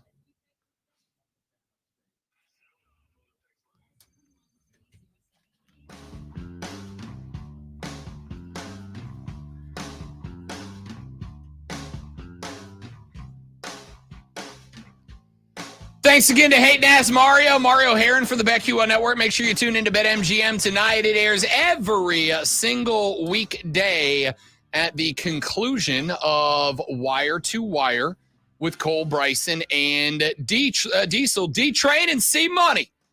Coming to you every single weekday from 3 to 7. Then we roll over to Trista, Ryan, and Nick. And, of course, Hate Ass Mario at 7 p.m. Wait. D-Train and C-Money. And C-Money. Who is C-Money? That'd be Cole Bryson, a.k.a. C-Money. No. A.k.a. C-Money. My dogs. Oh, that's okay. I'm just trying to picture Cole as street, and I can't do that. Diesel could pull it off. I don't think Cole could do that. I don't know, man. I could see Cole Bryson being charismatic enough to get the name C-Money and roll with it. Busting out the freestyle. I just don't see that happening. Cole Bryson, I need you to bring your full C-Money on the show tonight. All right. I need you to just be C-Money tonight. Just be that guy. Just be talking and suddenly you got the diamond grills up in there. Yeah, so I want to see that. I do. All right. I would like to take you from one extreme to the next. We talked about the now former head coach and professional liar, Jim Schlossnagle. I would like to take you to the other end of the spectrum. I would like to take you to the head coach of the team that defeated Jim Schlossnagle.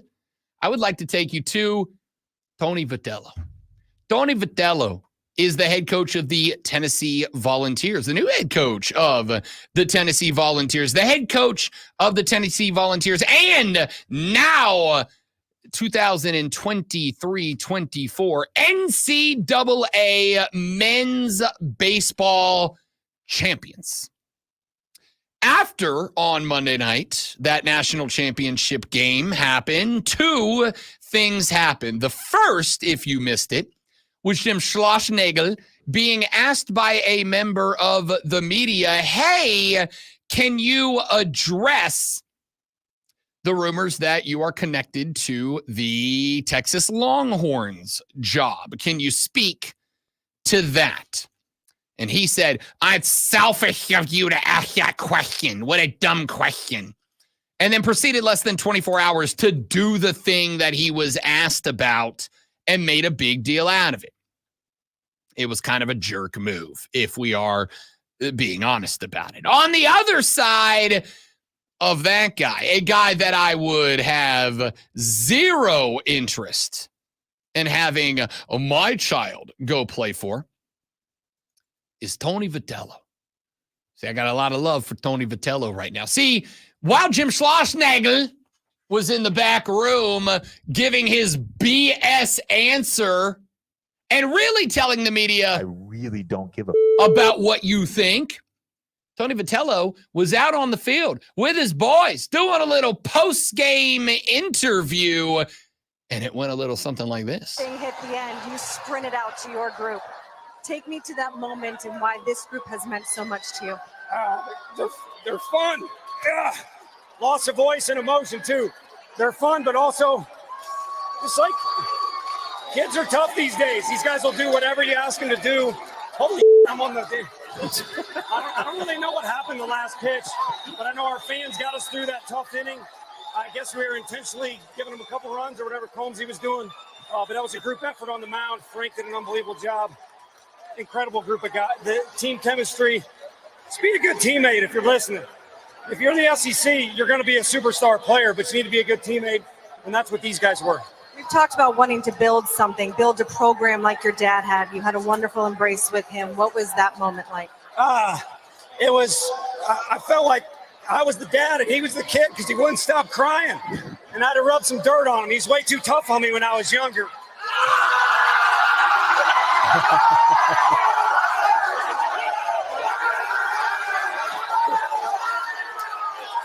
And what you are hearing there is the sound of the entire Tennessee Volunteer baseball team coming over, hitting Tony Vitello with the Gatorade cooler. And did Vitello do the old guy coach move of giving him the stare down like, that's a sprint when we get back? No. Vitello lost his mind. He started picking up ice off the ground and putting it in his mouth and spitting it out. He started chunking ice cubes up into the stands. He lost his bleeping mind. I didn't play the rest of the clip because the players started getting picked up by the mic. And while I think I got the questionable language, I'm not going to run the risk there. But does he live in a van down by the river? Down by the river. Because he sounds like someone who lives in a van down by the river. He was the juiced, man. That guy was running full afterburner with his boys, and you could tell in that spot that the boys love that. All right, guy. if we win morning show of the year, that's we've got to do that. I'll tell you what.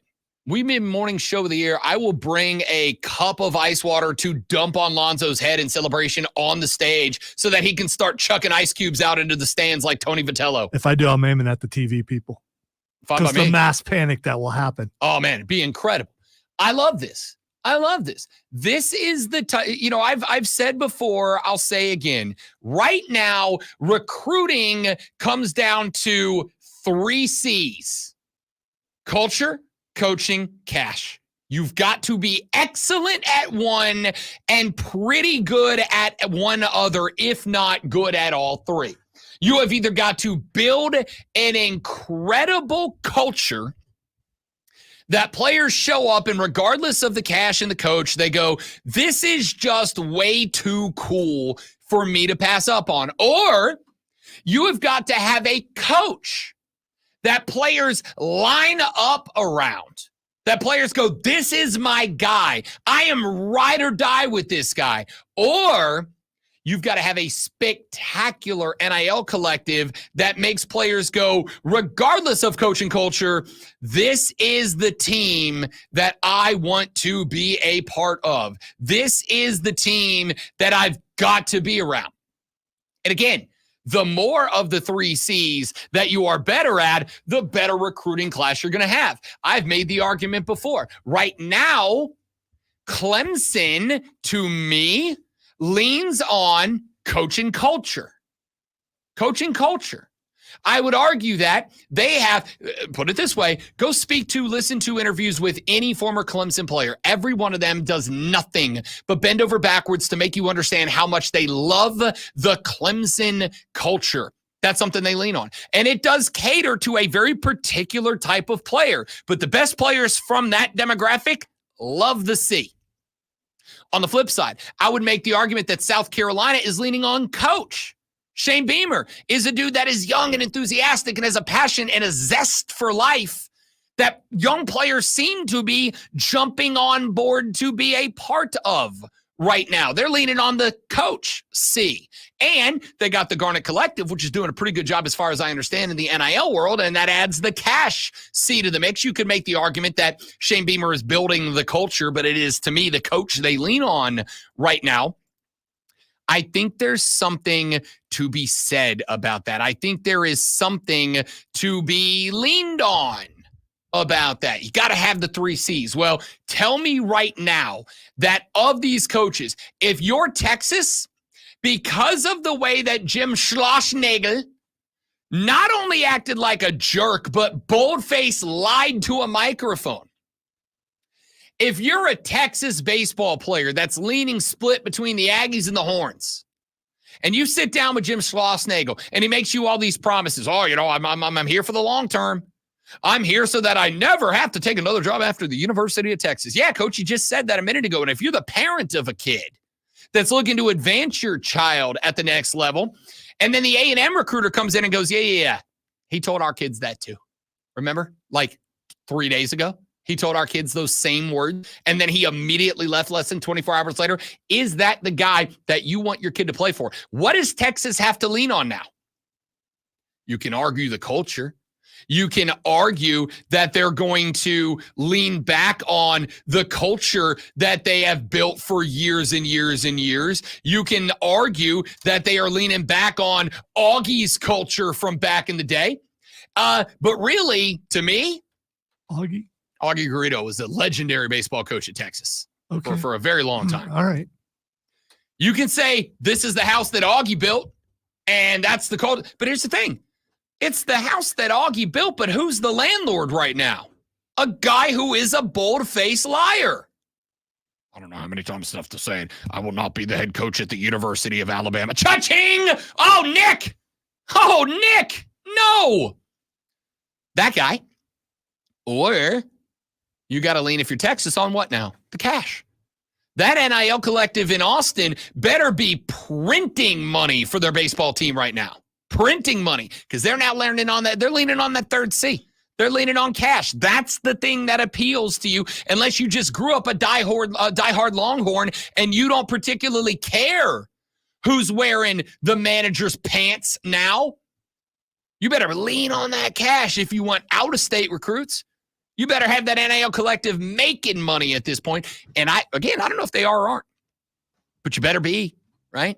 This is why Tony Vitello is going to have a more successful career at Tennessee than Jim Schlossnagle is going to have at Texas, playing in the same conference, because you could see, if you haven't watched it, go back and find it on YouTube. That clip's up. Go back and look at those boys when they come over and when Tony Vitello goes full Rob Gronkowski in the middle of the field and is hucking ice cubes up into the stands and is losing his mind, picking up grass like a degenerate Les Miles. Look at that guy and tell me, if you're a 17-year-old baseball player trying to make the decision about where you're going to go, where are you going to go? You're going to go to boring-ass and proven liar Jim Schlossnagle, or you're going to go to Tony Vitello, who not only coached his boys to a natty, but then celebrated like he was one of them. This is why I love and will be following with great interest the career of Tony Vitello, despite the fact that Tennessee fans are almost as obnoxious as Texas A&M fans. Not quite, but close. Back after this on the Rob Brown Show in the Fan Upstate. Is there another kind of Les Miles? No, there is not. All degenerate all the time.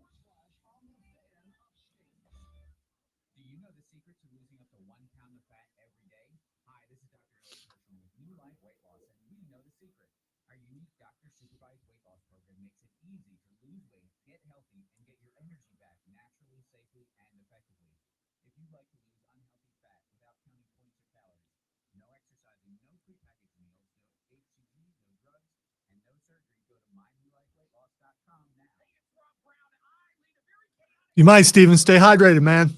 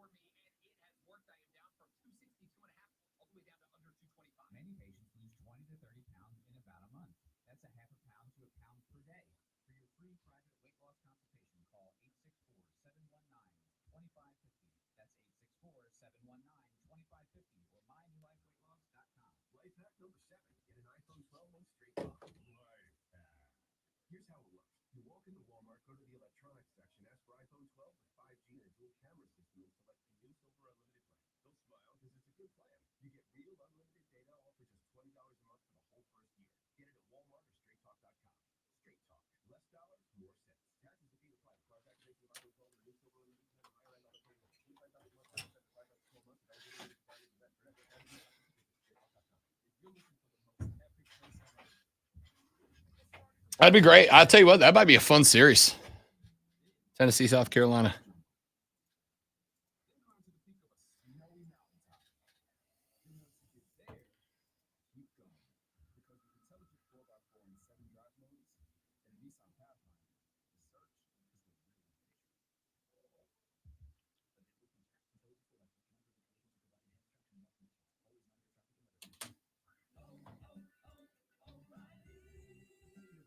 questions? O'Reilly Auto Parts has answers. Need a pro you can trust? We've got that too. No matter what you need, our professional parts people have the training and expertise to help you do things right. Need automotive knowledge? Just one part that makes O'Reilly stand apart. The professional parts people.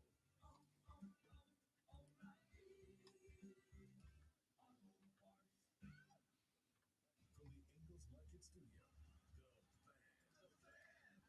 97.7 FM Greenville. 97.1 FM Spartanburg. Live from the Free Ice Bowl. Now, the Infinity Sports Network. Getting the game on the Rob Brown Show. All right, couple of things we got to run through here before we get up out of here. I asked this question earlier in the show. I will ask it again, and I will add the levity of one Magic Johnson to the conversation. Caitlin Clark, Angel Reese. Lonzo, is it fair to say that those two players have a rivalry right now? Yeah, which started in college basketball and has moved into the pro ranks. 100%. And I guess that should be the question. Did the college rivalry transfer to the WNBA? My answer is yes. I'm not so sure it's Angel doesn't seem to like Caitlin. I don't know about Caitlin towards Angel. So that's interesting for a second reason. Actually, you ended up hitting on another story that connects to this that I think is very important, and that is the words of Caitlin Clark. She had a statement that she made a couple of days ago that I also love, and I'll come to that in a minute. To me, Angel Reese, a player that, and I think Lonzo can attest, I very much covered and supported during her time at LSU. I thought she was a very entertaining player during her time at LSU and a player that I liked to the point that when they got drafted, I was very close to pulling the trigger on a jersey from both of these players. I was going to get a Fever jersey and a Sky jersey, one of Caitlin Clark, one of Angel Reese. I will tell you that Angel Reese has not been a player that, as a dude, as a basketball fan, I have enjoyed the off-the-court words from. That being said, I'm still tuning in for Sky games. The Sky and the Fever played last week.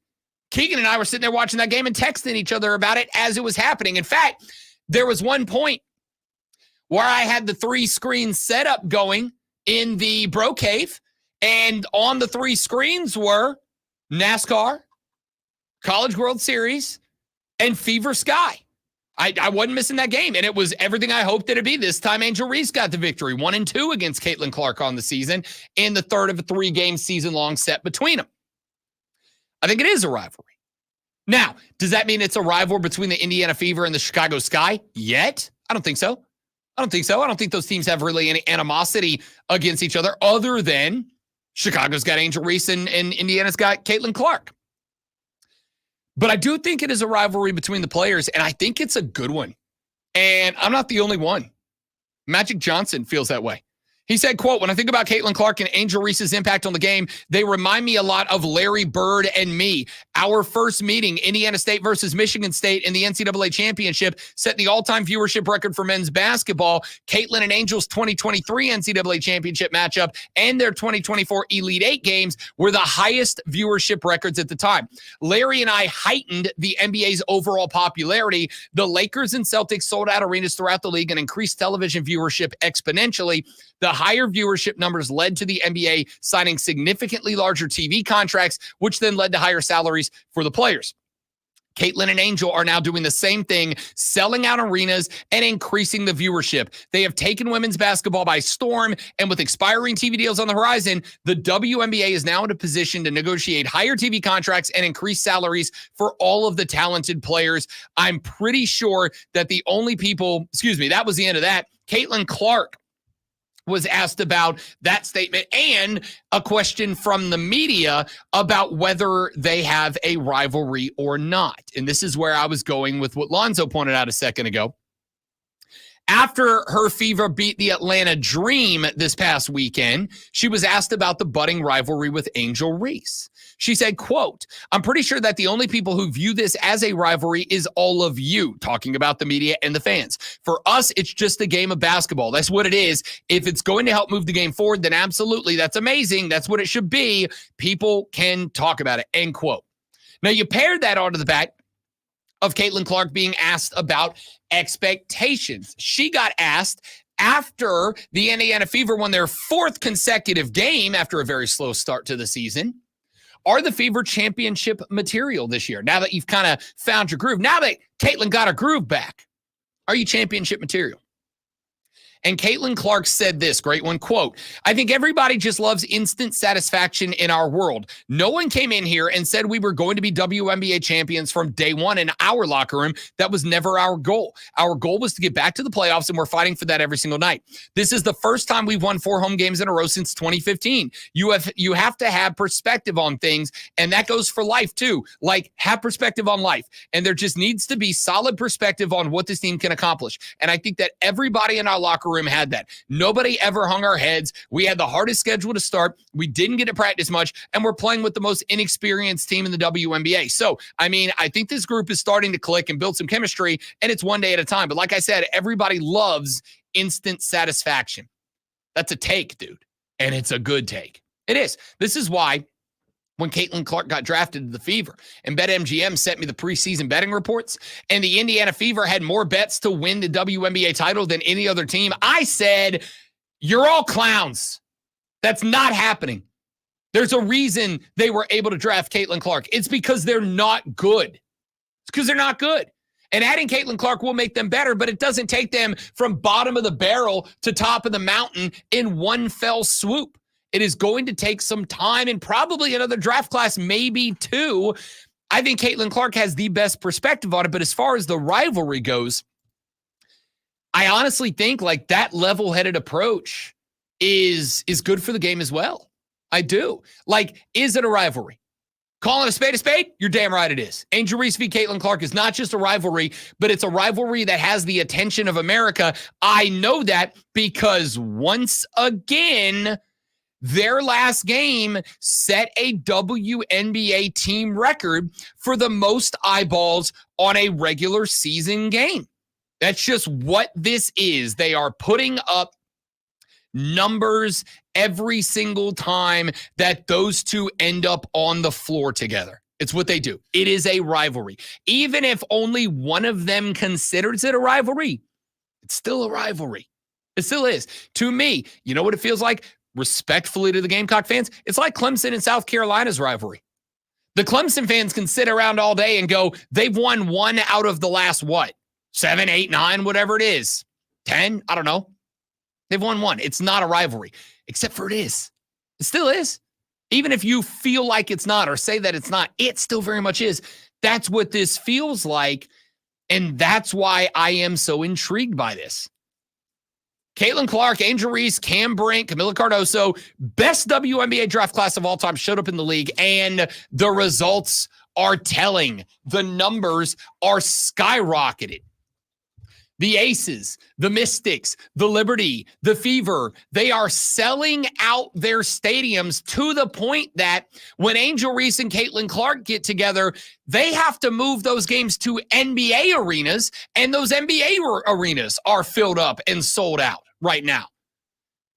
I don't remember the exact number, but the WNBA right now has had something like a 380% increase in sales of merch, in sales of tickets, in terms of TV viewership.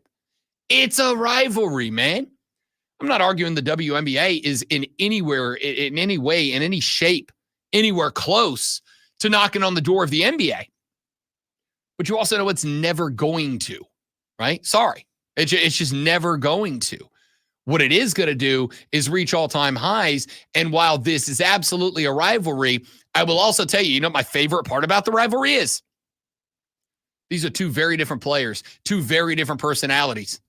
And if you are a fan of the brash, trash-talking, outspoken, outlandish basketball, of which about half the audience is, Angel Reese is your girl because that's what she do. And if you're a fan of the more quiet, silent killer, everything's perspective, and it's just about being dialed in, Caitlin Clark's your gal, because that's what she'd do. And it has created this rivalry, not just on the floor, but in terms of personality. These are the things that, in my ever so humble opinion, make sports great, much like my Hawk Tua tire changer. Give me some edge, man. Let's have some fun. That's it. That's all I got. The Rob Brown Show presents Twitter. That's 12, by the way. Yeah, had to squeeze it in there one more time, didn't you? All right, it's time to find out what the X is going on, because Rob's going to tell us. The first thing that's Xing is Chris Evans. Chris Evans, Captain America Chris Evans down the hall, of course, trending because we have had a lot of tech changes in the studio. It's not that one. It's not that one? Yeah, because no, there's another Chris Evans? There's another Chris Evans, yes. Why is the other Chris Evans trending? Did his wiener get on Twitter again? Wasn't aware that happened before. Oh, it did. It did. Somebody leaked it. And by the way, good for Chris Evans. Okay. All right. You know? That's not the reason why. He is in a new movie with The Rock, and that's the reason why he is trending. What's it about? It's called Red One. Is it connected to the whatever that last red list? No. This Santa Claus gets kidnapped. The Rock is on Santa Claus's watch, and wait. They have to call in. And Santa Claus is played by J. Jonah Jameson. Yeah, if you watch the trailer in the beginning, he's pumping some Ripped serious Santa Claus. Yeah, he's pumping some. So anyway, he gets kidnapped, and they have to call in a guy who's really good at finding people, and that's Chris Evans, dude, who's been on he's on 4th level of naughty list according to the trailer. Can I just tell you how much better this movie would be if it was Captain America? Captain America Save Santa. By the way, watch the trailer. I watched it this morning. It's really good. I can't imagine it's not going to be. I actually am. This is the first Rock movie in a while that I'm yeah, because while I would tell you that I honestly think that The Rock has kind of lost me a little bit, because he's really just kind of become like a PR figure and not the charismatic Dwayne anymore. He's just Dwayne now. Chris Evans is a beaut, and J. Jonah Jameson's the best. Anyway, watch the trailer after the show. Oh, for You'll sure. love it. All right, the next thing that's Xing is Hallmark. I actually do know why this is trending. Apparently, Hallmark has teamed up with the Kansas City Chiefs to make a new Christmas movie that will be set in Arrowhead Stadium. It's 100% going to be a Travis Kelce, Taylor Swift parody. 100% it's going to be. Yeah, I'll probably watch this one. I mean, I don't generally sit down. I know what my wife's watching around Christmas. It's Hallmark and Lifetime, over and over and over again. You can say what you want. All right. When Christmas time rolls around, Rob Brown's a big Christmas movie guy. Yeah, but on those shows, you can go bad guy, for good sure. guy. I mean, you can. Hallmark movies are the most formulaic movies in the history of movies. All right. They are the exact. Every Hallmark movie is the exact same movie every time. But I will tell you right now, gentlemen, listen to me. I am the doctor of love, and I am here to help. No, that would be Gene Simmons. No, it's me. I took it. It's me now. I am Dr. Love. They call me Dr. Love. They call me Dr. Love. Ladies, excuse me, fellas, when your lady come home from work and it's like December 17th, December 18th, she gets stressed putting up the Christmas decoration. She's not going to say that to you. Do two things. Number one, help her when she does. And don't just take it on your own to set it up. Ask her what she'd like and then just do that thing. And then that night, curl up, nice heavy blanket on the couch, open a window so it's nice and chilly inside, put on a Hallmark movie. There's going to be a lot of women who say they don't. They love a Hallmark movie. Excuse me, sir. No one shapes a tree like I do. I didn't say don't help with the tree. I said when the decorations around the rest of the house go up. Okay, all right. She doesn't want it done the way you want it done. She wants it done the way she wants it done. So find out the way she wants it done and then do it. Because if you don't, the next thing might happen. Mountain Dew is trending. I got nothing. A lady was arrested for lacing her husband's Mountain Dew with Roundup. Which is weed killer. Yes. I know that because I'm a gardener. Yes. Yes, you are. Not a great look. Not a great look. Yeah, I got nothing extra. And finally, the Fantastic Four is Xing. I'm intrigued because the folks that casted do You not won't be. Why? It is set in the 1960s in an alternate universe. I'm okay with it. Okay. I'm okay with it. All right. I mean, the All original right. Fantastic Four was set in the 60s. So it's just an OG Fantastic Four story with the Mandalorian. I'm in. Why not? Also, breaking news as we end the show here. I'm even willing to let the glass break on it if we got that. Hawk Tour Girl has signed with Hollywood talent agency UTA. Wow. You had to get one more in. Dude. Hawk Tour Girl's got a talent agency. More Hawk Tour Girl coming your way on the internet in years to come. That's it for the show. Y'all have a lovely rest of your day. We'll see you back here tomorrow for the Thursday edition. Rashad Beard of the Panther Nation podcast. Fight Club with the great Malonzo and more on tomorrow's edition of the Rob Brown Show and the Fan Upstate later. Yeah! What kind of place is this? I really don't give a. That might be the new send-off to the show.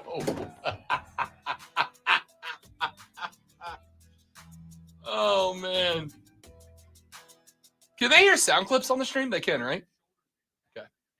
They shouldn't be able to. But, they can. Clips are okay. We haven't been flagged for it yet. Yeah, clips they're are so okay. quick that I think, you know.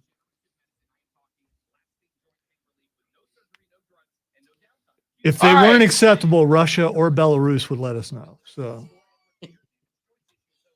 All right, dudes, that's it for me. I got to go step on a scale and find out where I'm at now. Pretty excited about that.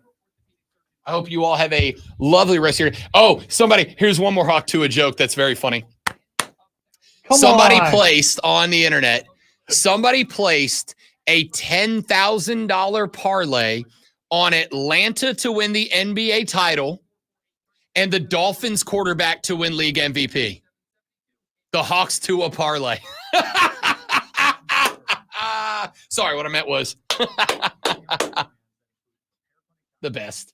we should go now. The internet's undefeated. It's the best thing to ever happen to humanity. You guys are spectacular. We love you. Tell your friends about us. Help us grow the show. Have a good rest of your day.